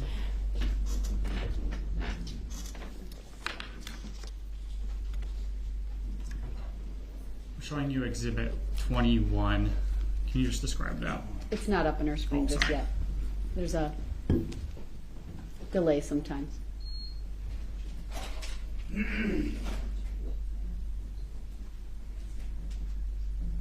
It's up now. Okay. Can you describe Exhibit 21? It's an inventory of the medications that I took custody of from the scene. And is that a true and accurate copy of that? Yes. I believe there's actually 2 pages of that. I just want to confirm that. Yes. That's a different exhibit. This is the second page. It is? Okay. All right. Now Sorry about moving that. to Exhibit 22. Can you describe what that is? It's an inventory of medication from the scene. Okay. It's an inventory of things that were not found within a medication bottle that I would have used an outside source to identify that particular medication to the best of my ability. And again, that's a true and accurate copy of what would be in the medical examiner's file. Yes. Looking at Exhibit 22, I don't see a drug or talk of any eye drops or Visine. Would you have noted that on this exhibit? No. Okay. Speaking of that, though, you were making notes of things on the scene. You were taking photos of items that were on the scene. Do you recall any eye drops or Visine? Not that I recall. Okay. And just for the record, Your Honor, move Exhibits 21 and 22 into evidence. Any objection? No. Exhibits 21 and 22 are received. Moving forward in this investigation, did you have any contact with a Jessy Kurczewski? Via phone. Okay, when did that take place? The night of the death, after I returned back to the medical examiner's office, I did reach out to her. So you didn't make any contact with Ms. Kurczewski on scene? She was no longer present. Did that strike you as odd? Yes. Object. But she was out shopping. She really had to go to JCPenney's, open an account there and start shopping, okay? She couldn't stick around. So Sustained. I'll strike the answer. Lack of foundation. So Ms. Kurczewski didn't remain on scene, correct? Correct. And in your 6 years of being a deputy medical examiner, is it common for individuals who are related or friends or family to stay on scene of these investigations? Yes, they usually stay on scene. Okay. In this case, again, Ms. Kurczewski didn't stay on scene. Did that strike you as odd? Yes. So you did have contact, though, with her over the phone later that night, correct? Correct.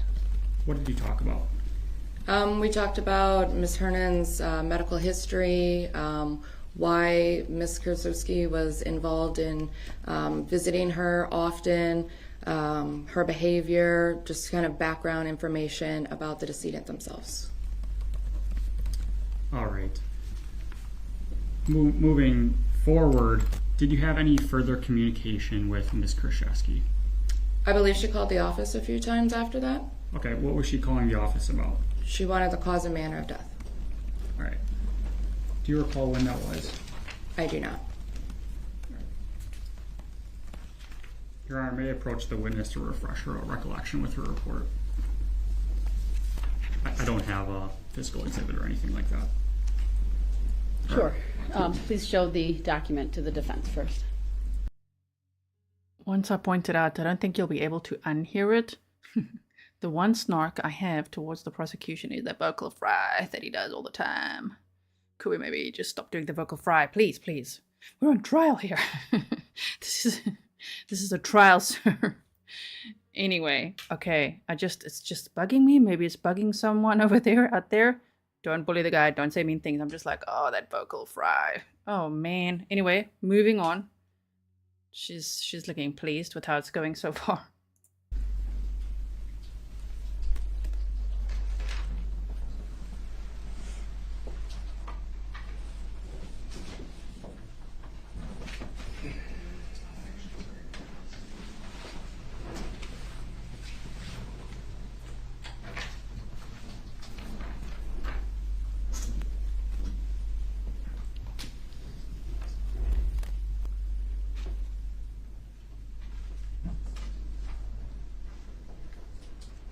And just to clarify the record, it's actually the case call log, not her investigative report. All right, please make sure you mark it for identification purposes. Okay. Ms. Kukes, can you read out to the jury? Hold on, you need to establish she knows what that is. Okay, apologize. Do you recall looking at this case call log before court today? I do. Is that a true and accurate copy of that case call log? Yes. And again, I'll get that marked as an exhibit later, but you would have inputted that information in there, correct? Yes. Okay. I want you to read off to the jury in terms of the call log, the second call log down from the top. I'll object to her reading from this document. You can refresh her recollection. Apologize. And ask her the question. Sustained. If you could just review that document and then we can go from there. I recall Okay. this. So what was the topic of Hold that? on, just turn it over. I can I want her to testify from her memory, not the document at this point. So what was talked about in the conversations with Ms. Kurczewski? The follow-up conversations, we discussed that there was no cause or manner of death yet determined. Toxicology results had not come back yet, so I didn't have anything to share. Our office was also reached out to by John Fryatt, if I'm pronouncing his name correctly, who self-identified. Object. It's going to call for hearsay. Sustained. Also. If you could just continue without talking about Mr. Fryatt, please. Okay. Ms. Kurczewski called asking for cause and manner of death, in which I did not have anything to provide her. Okay. Did she call you in October of 2018? Just whoa. Everyone. So Jessy called to be like, hey, do you maybe have the cause and manner of death? Oh, you want to know if they know about the eye drops, right? Wow. Ring ring. So just quick question. Oh, wow. Yes. Then did she call the medical examiner's office in January and February as well? That sounds correct. Okay.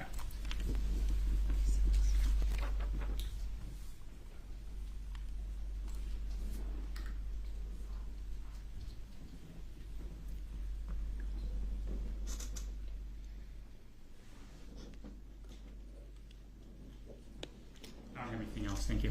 All right, before cross, please go ahead and mark that exhibit, just for identification purposes. Your Honor, we're going to have that brought in. The copy that I had, I briefly made a note on it, so that's going to be marked as Exhibit 212 on a fresh copy, though. Exhibit 212, all right, thank you. All right, Attorney Kukler, will you be doing cross? I will. Go ahead. If I could get my equipment to be proper. Attorney Kukler, defense is going to question. Let me change this for you while we listen to it. Hold on. Here we go. Good afternoon. Is it Kukes? Kukes. Kukes? Okay. Thanks. And what do you do for work at this time? I manage a music lounge and event center. Any particular reason you left the medical examiner's office? No. Just a change of career? Yes. Oh, none of your business, ma'am. She's like, so why'd you leave, huh? Just a change of career. Like, why does that have anything to do with anything? When you received calls, you mentioned that Jessy called the office 3 times over the course of a few months, right? That sounds correct. That's not unusual for people to call the medical examiner's office to find out if you have any information, is it? No, it's not. People do it all the time. Yes. Yep. They want to know if you've determined cause and manner of death yet. Correct.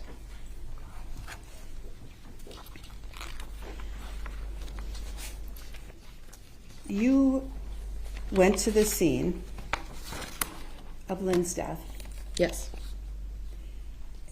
and you made observations at the scene, Yes. and you collected evidence, Yes. and you took photographs. Yes. And then you also asked a police officer or a deputy sheriff to also take photographs? I would not request that of the police department. They would do that on their own.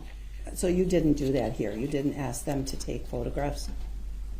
No, I don't recall asking them to perform any particular duties. And that's not something you would do. If you wanted a photograph, you take it yourself. Correct. And that's what you did here? Yes. Okay. And anything that you thought was significant, you took a photograph of? Yes. And anything that you thought was should be gathered for evidence for your purposes, cause and manner of death, you took those things? If it fell within our jurisdiction, yes. For example, the medications, you gathered all those up? I did. And those were medications we saw on the tables to Lynn's right and to her left, is that right? Yes. And also medications you found on the floor? Yes. And did you go gather medications from her medicine chest? I can't recall if it was medications from her chest specifically. I do believe there were some medications found in her purse in her bedroom that were also collected. So any medications that were prescription, I would have collected had I found them. And you found the ones in her purse? Yes. And so you went and you looked through her purse? Absolutely. Is that where you found her driver's license? The driver's license had already been procured by the police department upon my arrival, so they provided me with that. You're not sure where they found it? I could not testify to that. And you looked into her medical history too, a Yes. little bit. And you saw medical paperwork right there at her residence. I did. And you noted that she had proctocolitis. I don't recall making that determination. Do you want to see your report? Sure.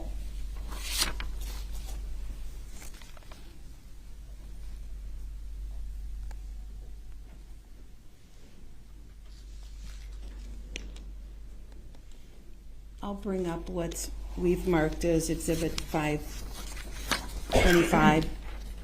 I'm sorry, what was the number? I think it's 525. Yes, 525, Your Honor. Thank you. Madam Clerk, will we show that to the witness?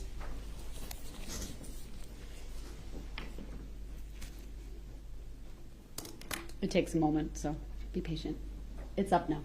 All right. So I'm showing you, you see it's marked 525. You see the sticker on there at the bottom? Mm-hmm. Is that yes? Yes, And is this your report? it is. All right. I'm moving down to page 2.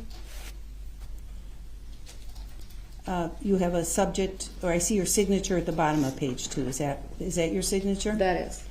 And I see on here confidential medical history. Did you input that information? I did. And so when you looked at her, does this refresh your recollection? Yes, it looks like a list of diagnoses that her paperwork indicated. So what diagnoses did you observe for Ms. Hernan? None of those diagnoses would have been observable in her deceased state. Fair enough. What did you observe paperwork to show? What did you read on paperwork for diagnosis for Lynn Hernan? The list of diagnoses that I have listed here would have been gathered from her medical paperwork. Sure. Can you tell the jury what they are? Listing off proctocolitis, hypertension, acute kidney failure, nausea with vomiting, hypercalcemia, hyponatremia,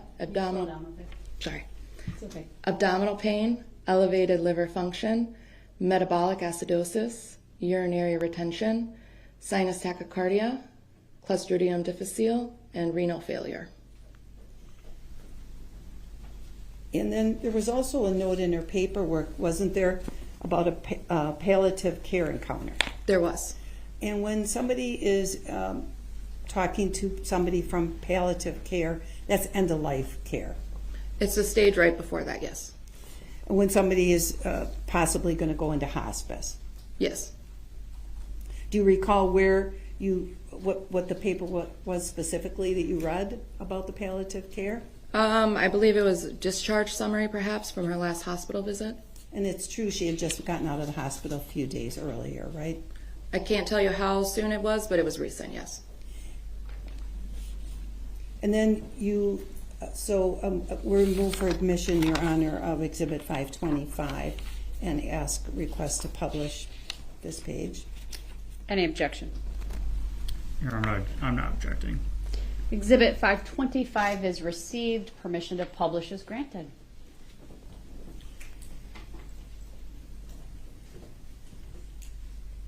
It takes a minute for things to pop up on screens. There we go. Is it in the jury box yet? No. There's a little bit of a delay sometimes with that. Can be. Someone give me a thumbs up when you get it in the jury box as well.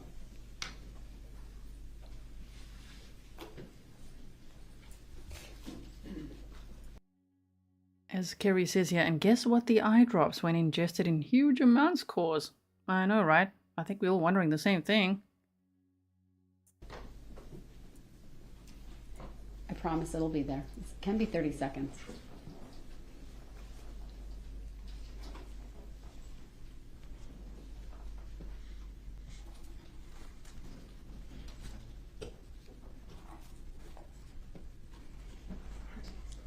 Still nothing in the jury. There we go. Thank you. All right. Lots of thumbs up. Thank you. All right. So this is what you were reading from, is that right? Correct. And it lists the paperwork, the medical diagnosis for Lynn that you observed on paperwork. Mm-hmm. Yes. Also lists the medications that you collected from the residents, true? Yes. Are you familiar with the purposes or side effects and things like that for medications, generally speaking? Generally? For example, you listed alprazolam. Is that the first one you listed? It appears to be. Okay. Well, you're looking at it, aren't you? Yes, that's the first one I listed. All right. And that's a sedative, isn't it? I believe that's one of the side effects I can have, yes. Isn't that why people are given it, for anxiety? That's beyond my scope. I don't prescribe medications. Okay.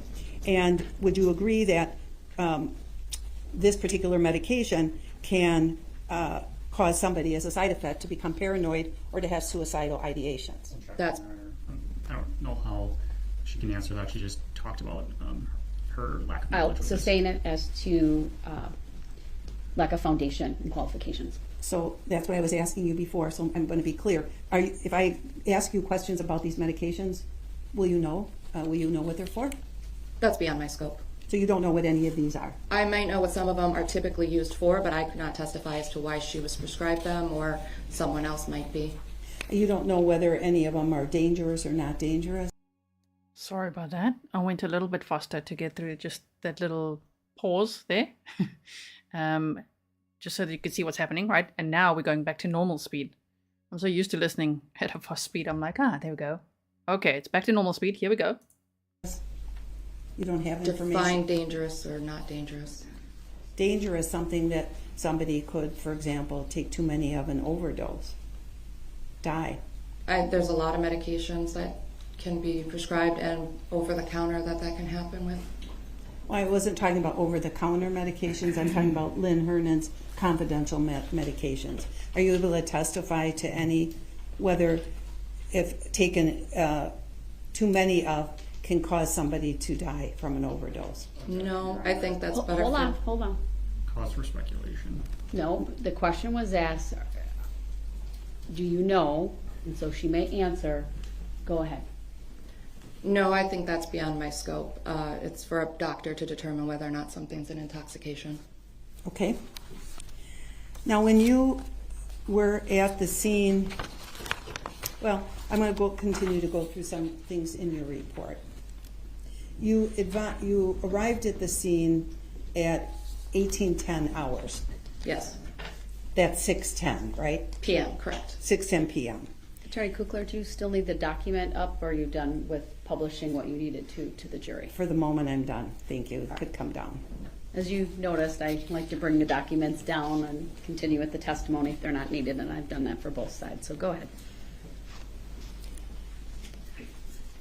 Did you talk to Jessy at the scene? No.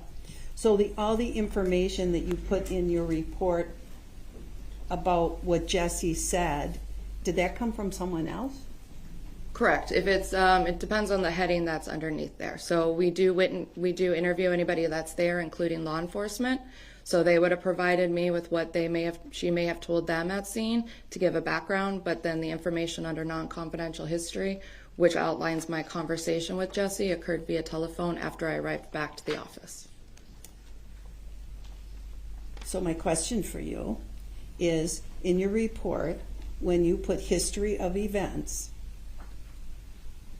that Jessy stops by Lynn's home 2 to 3 times a day to assist her, that Lynn is didn't seem herself lately, struggling with her mood, that Lynn those statements, you got those from law enforcement?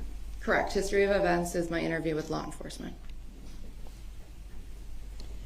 And so when the information that you put in here about Lynn ripping up medical bills or leaving her will out, again, that came from law enforcement? If it's in that same section, yes. And you've reviewed your report before testifying here? Yes. I would like to finish the question first. You reviewed your report before testifying here? Yes. So you know that that's in your report? I know it's in that section, as well as I believe the second section under non-confidential history.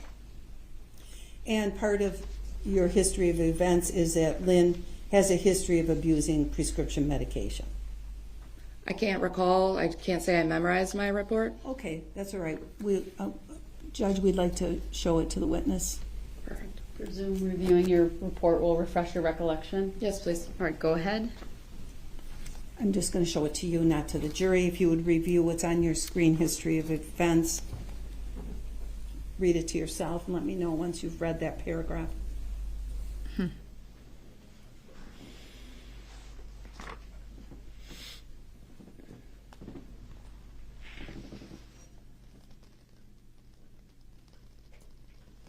It's getting so snarky. You can take that down from the witness. Did that refresh your recollection? It did. So is it accurate that you have in your report that Lynn has a history of abusing prescription medications? That was information that the police gave me. I asked you if that's in your report. It is. Yes, it's in the report. That's information that the police gave her, which we can speculate where the information came from, right? I'm sure that Jessy told him that, but let's carry on. My report. And in your report, did you also indicate that she, meaning Lynn, crushes her pills due to issues swallowing? Yes. That Lynn has been unwell for several years? Yes. That doctors have been unable to diagnose her with a definitive illness? Correct. And that when Jessy was asked by police if she thought Lynn was suicidal, she was unsure? Correct.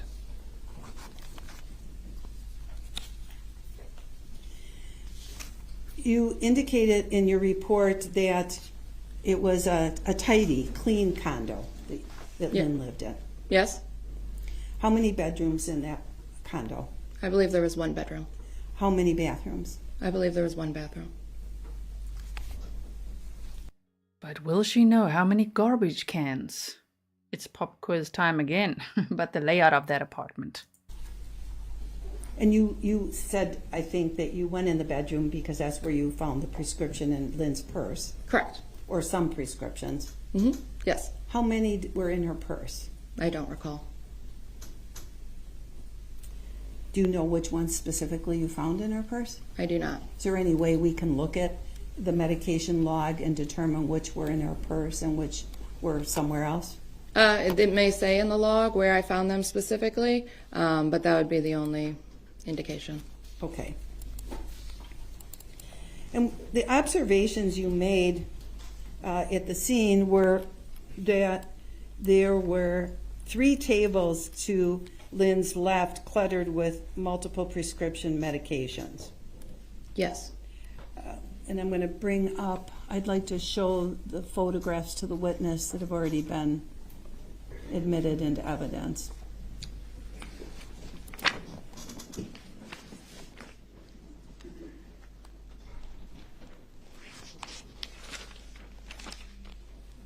So you're talking about State's exhibits 7 through 20 and 130 and 131. No, I thought the state started showing, did they not show the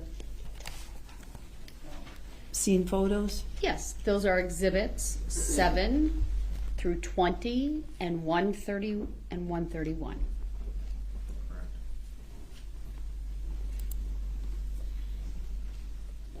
I see. Okay, well then, I will start there. Thank you, Judge. Sure. Okay, Would you like to publish while you're doing I this? as would. well? I'd like to show them to the jury and talk about each photo with the witness. Go ahead. So I am showing you what's marked and previously admitted as Exhibit 7. Do you have that in front of you? I do.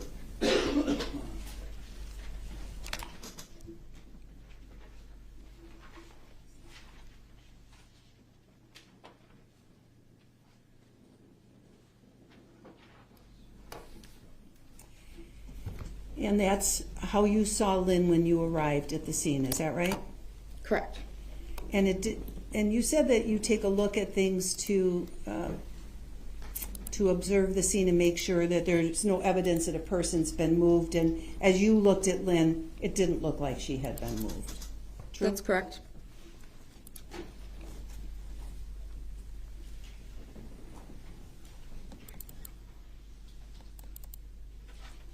And that's the TV, and you just wanted us to see that because you wanted to see that she was facing the TV and she could also see who was coming in and out of the...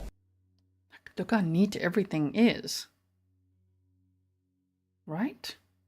But then there around the recliner is just like stuff everywhere. Remember that Megan Emirowitz trial we watched together? There was stuff everywhere all over the house. That was consistent with what we saw on that couch. But here, I know we haven't seen the recliner because they're not obviously showing that, thank goodness. But just look how neat everything is. And then you want us to believe that she's in the recliner just salting crackers on the floor and all kinds, right? But yet all the paperwork right next to her and her will just open in a box, open box next to her bed. Okay then. Condominium, is that right? That's fair to say. And I wish I could do this easier. If you want to have us stop publishing for a moment, you could open each of them up and then click from one to the next. Oh, I see. Would you like to do that?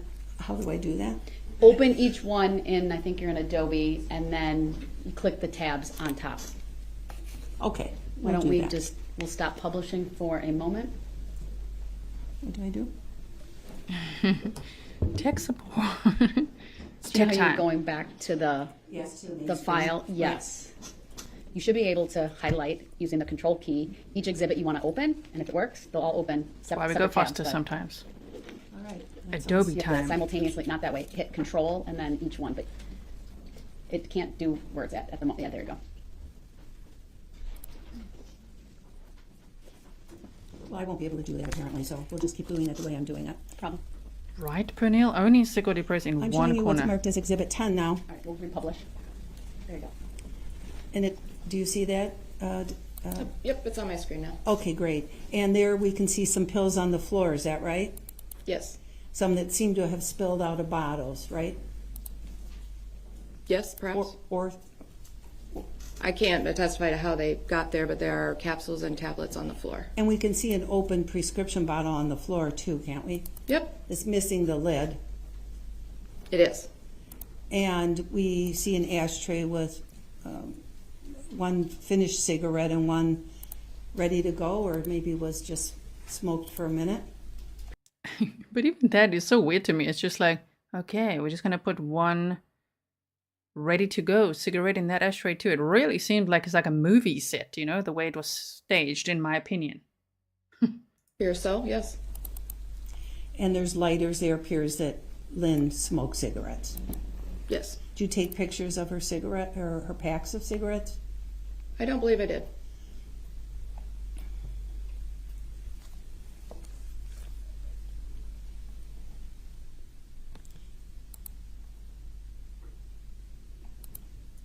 Did you take pictures of the garbage cans And though? now the pills are in a little different position now on that same table. Did you move them to put them in like a semicircle so you could get a better picture of them? Yes, I'm trying to show the names of the medications and her name on each bottle. And so when we see what's marked Exhibit 11, that's not how you found them, that's how you wanted to demonstrate them. That was to make them more readable. The way they were found was in the original first few photos. Right. This is how you put them up for display. Correct. Okay.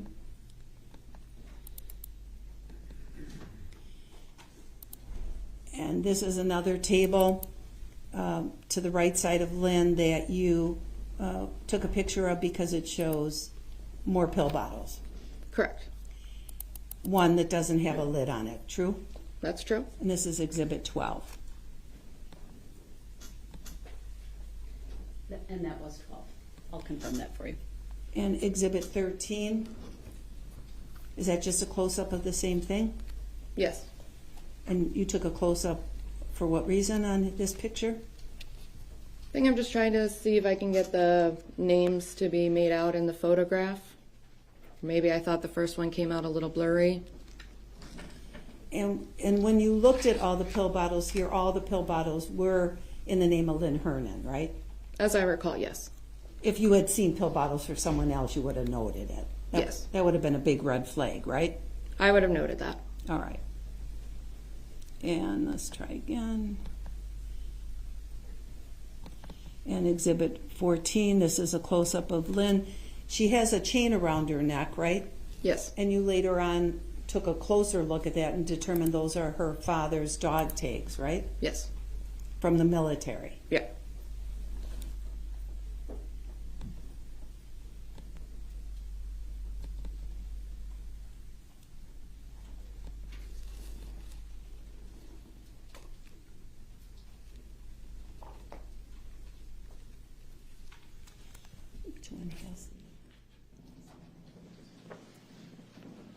We're almost there. For day one. Can you believe it? Powering through day one. I'm going to show you Exhibit 29. This isn't in evidence. Let's take it off the screen so she can identify it. Can you take a look at Exhibit 29? Oh. It'll take a moment. And I would note, Your Honor, this is not a photo Well, that she took. She can be questioned about it. She was at the scene. Go ahead. Okay. Can you see Exhibit 29 in front of you? I can.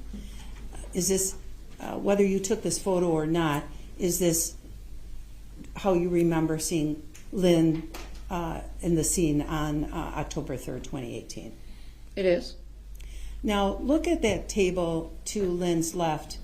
I know you testified earlier that there were no eye drops at the scene, but do you in fact, now that you take a close look at that table to her left, see a bottle of eye drops next to the toilet paper? I see what could be eye drops. I can't say for certain what those are. Okay.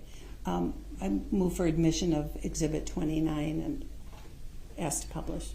Any objection? I am objecting. This is not a photo that this witness took. Overruled. Exhibit 29 is received. Permission to publish is granted.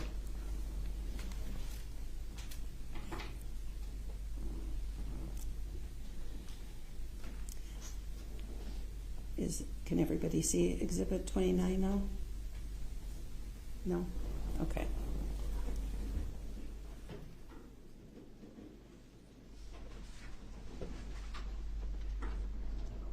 You can see it now? Okay. And so Circle. this is how you remember the scene. Now that you look at this is accurate. It appears. And you didn't make a note of the drops, whatever those drops were, anywhere in your report, true? That's true. And would it be fair to say that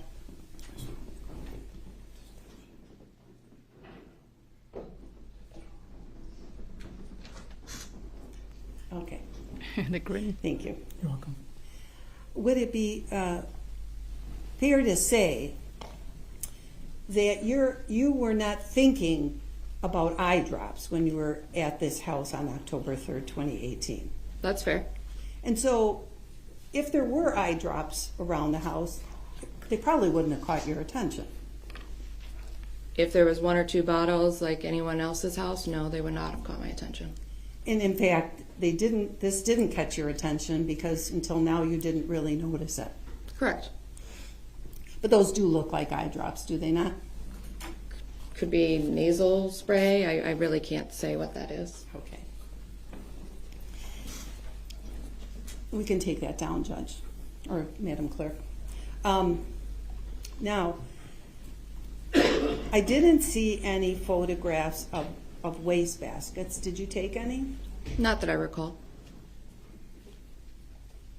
You did make a note that you saw liquor bottles in a wastebasket, Yes, but you didn't photograph them. I did not. Do you remember if they were vodka? I do not. You couldn't tell us today what kind of liquor they were. No.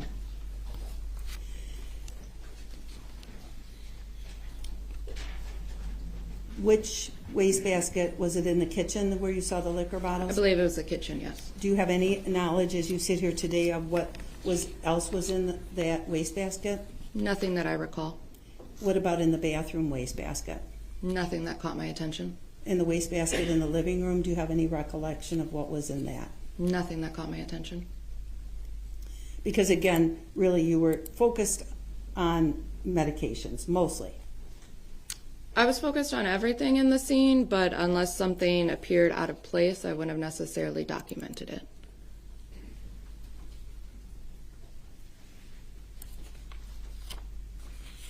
She's not a crime scene investigator.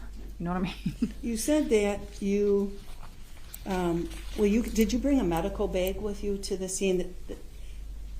Did you bring a medical bag with you to the scene? I brought my backpack. I don't know if I would call it a medical bag. And that's what you take to scenes, your backpack? Yes, my scene bag, yes. Okay, and what do you have in your scene bag? Various items, gloves. There's probably a pocket knife would have been in it, a tape measure, additional forms, documents in case I needed someone to fill something out, extra paper, tape in case, paper bags that we used often for gunshot wounds. Do you carry a thermometer with you? We carry an ear thermometer that we use for babies. Well, because one of the things you said to the state was that one of the things you do at the scene is you take a temperature. Of the room, yes. There would have been a room thermometer, not a body thermometer. Okay, the only body temperature item you have is an ear thermometer. Yes. And you didn't take Lynn's temperature. We typically do not take temperatures of decedents, no. And again, I'm not really asking generally, I'm just asking about this case. No, I did not take her body temperature. Okay. You did take a look at whether or not you started to see, I thought you said rigor, but isn't it rigor mortis?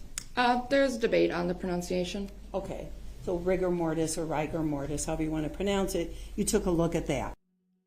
I don't know if I've heard. Have you heard rigor mortis? Rigor mortis. Okay. I like this medical examiner, deputy medical examiner. She stands her ground. She knows her stuff. Right? I did. And that's where muscles on a body start to stiffen up, right? Yes. And you noted that rigor was present in her jaw and her neck. That sounds correct. And in her upper extremities. That sounds correct. And there was no rigor yet in her lower extremities or in her stomach area, true? There wouldn't have been, I don't think we would document Riker in her stomach, but, and not in her lower extremities, no. I guess I should have been precise, the trunk. You look at the trunk, don't you? Yes. It wasn't yet in her trunk or her lower. I like her face, which is like, was it in her trunk? And she's like, yes. Like, what? Extremities. No, I don't recall it being in her hips or her legs. Okay. And you said you're trained in medical death scene investigation. And as part of that, have you been trained in doing that with the Spitz and Fisher? Are you familiar with their teachings in that? No, I don't recall a specific textbook used. When you... She's like, I have this big book here. Have you read it? She's got all the sticky notes.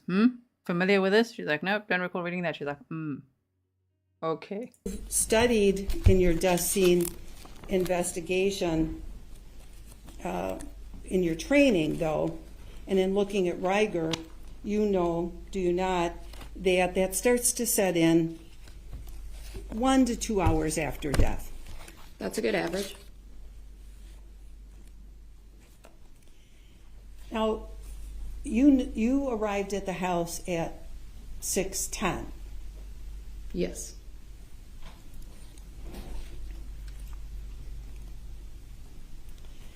When Riker starts in the face and the jaw, ultimately moving into the trunk, into the lower extremities, that whole process is usually complete in 6, maybe 8 hours. True?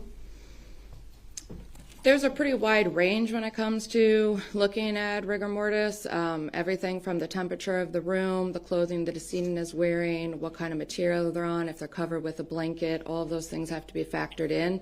It starts with smaller muscles and then goes to the larger muscles, so I wouldn't say that it goes to the trunk prior to the legs. It could go to the legs and then the trunk. It could. Sure. And of course, it can vary if you're, for instance, a person is outside in a cold or in a cold area, for example. It might not progress at sort of the normal fashion. Absolutely. But you did take the temperature in her condo. It was 79 degrees. It was. Okay. So it wasn't cold in her condo. No, I'd say that's a bit warm. Depending on a person's health. Yeah. Right? Yes. People who sit around a lot and aren't moving a lot get colder. Very often. So if we were to look at the Riker that was in Lynn, in her jaw,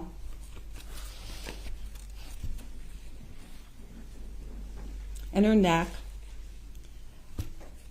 you took a look at her sometime between 6:10 and 6:40. Yes. Because it said it took you about a half an hour to do everything that you needed to do at the scene. Yes. And so at the point that you saw her, would you agree that the Riker is probably somewhere between 2 and 4 hours? That's very difficult to put any sort of time frame on. We don't typically give a time frame or an estimated time of actual death. You wouldn't disagree with literature that indicates that the typical Riker is complete in the lower extremities in somewhere in the 6 to 8 hour range.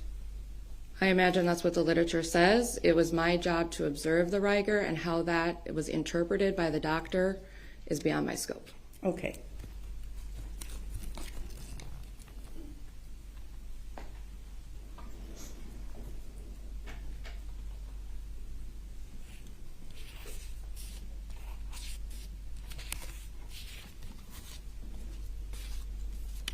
Have you done any research in that area at all, or any study in that area?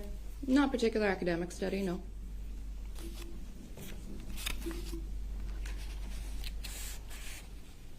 You saw water bottles at the scene, or at least a water bottle. You didn't collect that, did you? No.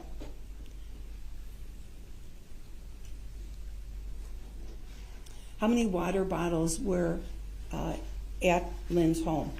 I don't recall. Do you know if there were any on the kitchen counter? I don't recall off the top of my head. When you took pictures of different parts of rooms, you only took limited pictures in rooms, right? You didn't take an overview of all the rooms, like the bedroom. That's fair. The bathroom. You didn't do that. Correct. At the time, you were focused on medications, it seems like. I was focused on the decedent and what was surrounding her. And any medications that you saw elsewhere, you focused on. Yes, we do typically focus on medications. That's part of our protocol.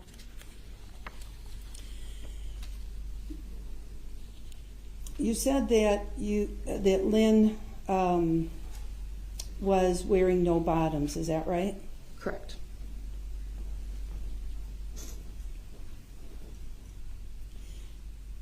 But she had a blanket over her. Correct. And she had an absorbent pad of some sort underneath her. Yes. Did you take any pictures of the toilet in the bathroom? I did not. You learned when you got non-confidential history in your report that, in fact... Why did she have to smile like that when she's like, so Lynn wasn't wearing bottoms? Like, why are we smirking at that? Okay, moving on. Lynn was released from the hospital last Friday. Do you remember that? I recall she had been in the hospital recently. Do you remember that you indicated in your report she had just been released on Friday? Yes. And you indicated that it was recommended that she enter an inpatient rehabilitation facility for physical therapy, but she refused. Correct. She also declined recommendation for home health care. That's what I was told? She had an appointment yesterday for blood work, but refused to go. That's what I was told. Seems like she was pushing back her medical appointments. That's what I was informed. And with the non-confidential history, was that also from law enforcement? No non-confidential history would have come from Ms. Kurczewski. Okay. And so Ms. Kurczewski told you that Lynn was tired of being ill? Yes. That she was afraid of being declared incompetent and put in a nursing home? Yes. Almost there for day one. By the way, my poll means rigor or rigor. That's option 1. And the second option is rigor, like rigor mortis. Which one are you voting for? What you asked her about suicide, Jessy, was uncertain. Yes. But she did admit she thinks Lynn takes too many pills. Yes. Including pain pills and sleeping medication. That's what she told me. And that Jessy told you it was common for Lynn to crush medications because of her problems swallowing. That's what she told me.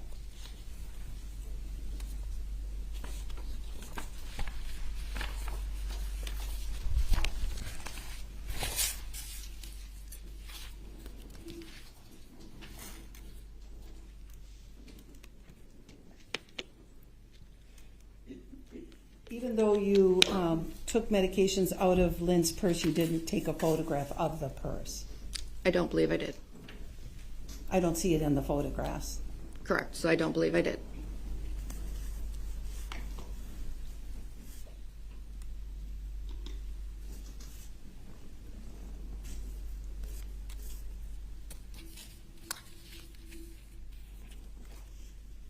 The state said that, or strike that. Did you see, you indicated in your report that you saw some crushed medications on Lynn's chest. There was something crushed on her chest, yes. Something crushed on her chest, and some kind of pill, looked like part of a pill in her mouth? Appeared to be some sort of tablet. You didn't say anything in here about pills in her hair. No, I don't recall anything in her hair. If you had seen anything like that in your hair, you would have made a note of it. I would have.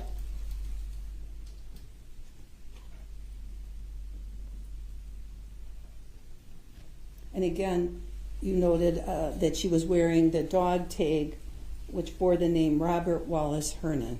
Yes. And you learned that was her father, Yes. her deceased father. Correct. You learned that that you saw and you took a picture of her will, a power of attorney or living will. Is that right? Yes. And that's already been admitted as Exhibit 19, I think. Let me just be sure about that. Attorney Kukler, I apologize for the interruption, but I need to take a comfort break before we continue. Any of my jurors need to as well.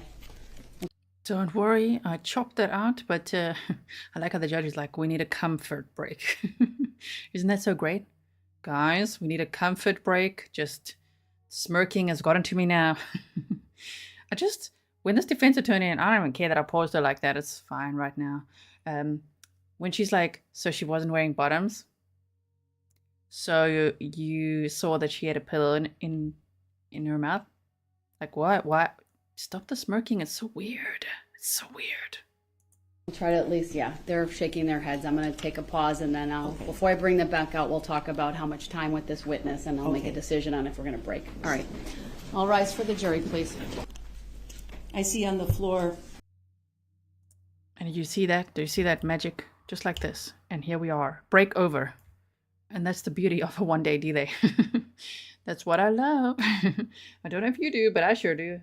I like to save you time. Oh, how do you know? Because the bailiff is shaking We're good now. Okay. Showing you what's marked as and received as Exhibit 10. Do you see the spoon on the floor? I do. You didn't collect that spoon, true? That's true.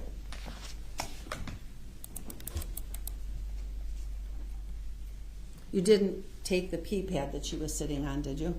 No. Now you're gonna call it a pee pad. Way to go, defense attorney. You're really nice to the victim. Death Angel, thank you for being a member for a year. Yeah, the comfort's over already, Stefan. Just like that. No comfort break here. We're powering through.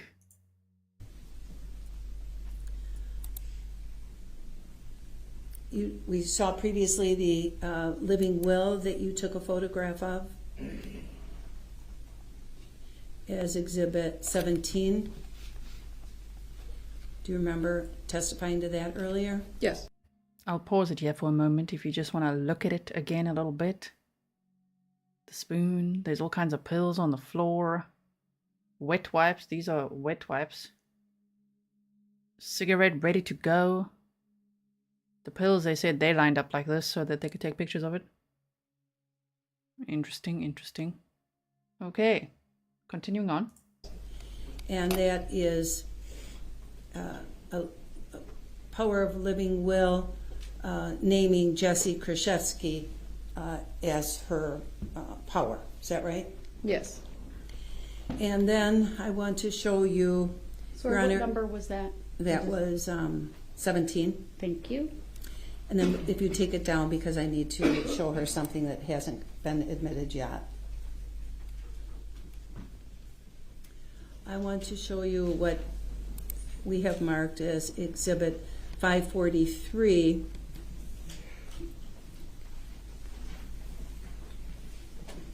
Can you see that yet? Not yet. Okay.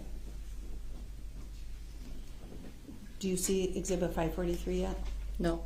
Okay. It's on my screen. All right.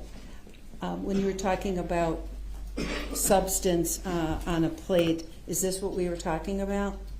Yes, that appears to be the same plate. And that's what, and you recognize this as being from this scene that we've been talking about here today? From the scene, yes. Your Honor, I'm going to move for admission of photograph 543 and ask to publish. Any objection? I'm just briefly looking through all these photos because there's about 30 photos that they're trying to admit. That's. I really hope that they watch some of the stream and just take some positive critique with them. Did you think, guys? Mary says, bottom line, what was in her system that killed her. Nothing else really matters. Defense is trying to evade the issue with all the diversions. Yes, thank you, Mary. That's true. I mean, all these irrelevant questions, right? Oh, and so the positive critique would be the smirking of being like, did she have a pee pad? Is not appropriate.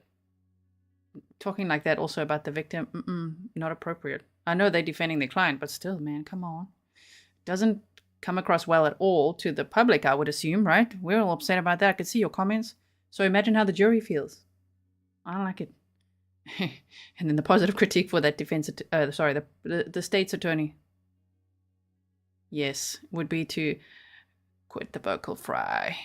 Come on, raise your voice, sir. We want to hear you. Don't talk like a TikToker. It's too much TikTok for you. No more TikTok. No more TikTok during the trial. Okay, thank you. Now, we're almost there. We've only got 3 minutes left. Can you believe it? Then we're done with day one. Totally. It's part of one of their exhibits.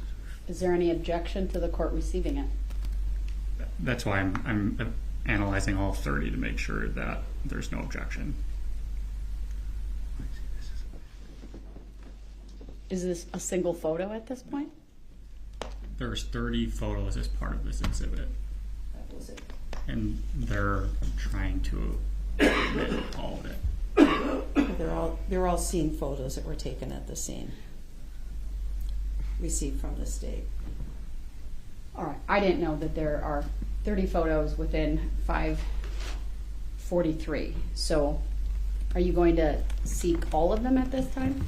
I was really only looking for this particular photo, but I see it as part of a larger exhibit. They're all photos from the state, so yes, I would move for admission of 543. They're all the same photos that we've been looking at.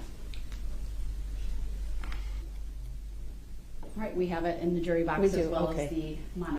Did you see that magic again? You just skipped forward about 10 minutes of flapping around, wondering if they're going to publish the pictures or not. All right, and this is also represents another part of the scene when you arrived at Lynn's home, right? Correct. And we can see crushed substance on this plate. Yes. And you didn't collect this plate or this substance. No. And there's crushed pills or broken pills and maybe whole pills, look like pills on the floor, right? Yes. Did you collect all of those products from the floor? The whole pills, I don't think I collected every fragment. Not the little pieces? No, I can't say that I got every little piece. Okay. Thank you. That's all I have for this witness, Your Honor. All right, thank you. You can take down the exhibit. take down. Any redirect? I don't have any redirect, thank you. And literally, that's day one. There was 7 hours and 50 minutes turned into 3 hours and 8. I hope you like that. I'm going to play a quick tribute now for the victim. And then I will be back. How about that? Thank you so much, Angie. Really appreciate it. So don't go now. This is not yet the outro, okay?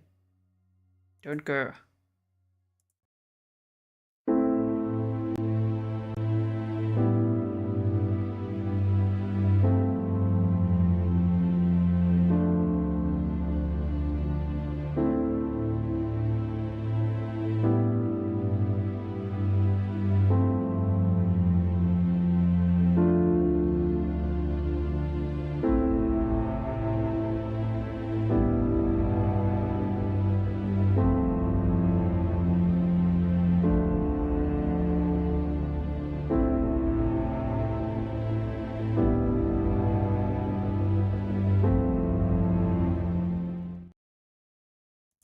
Okay, and I am back. So there we have it. Let me just play this quickly. That's it.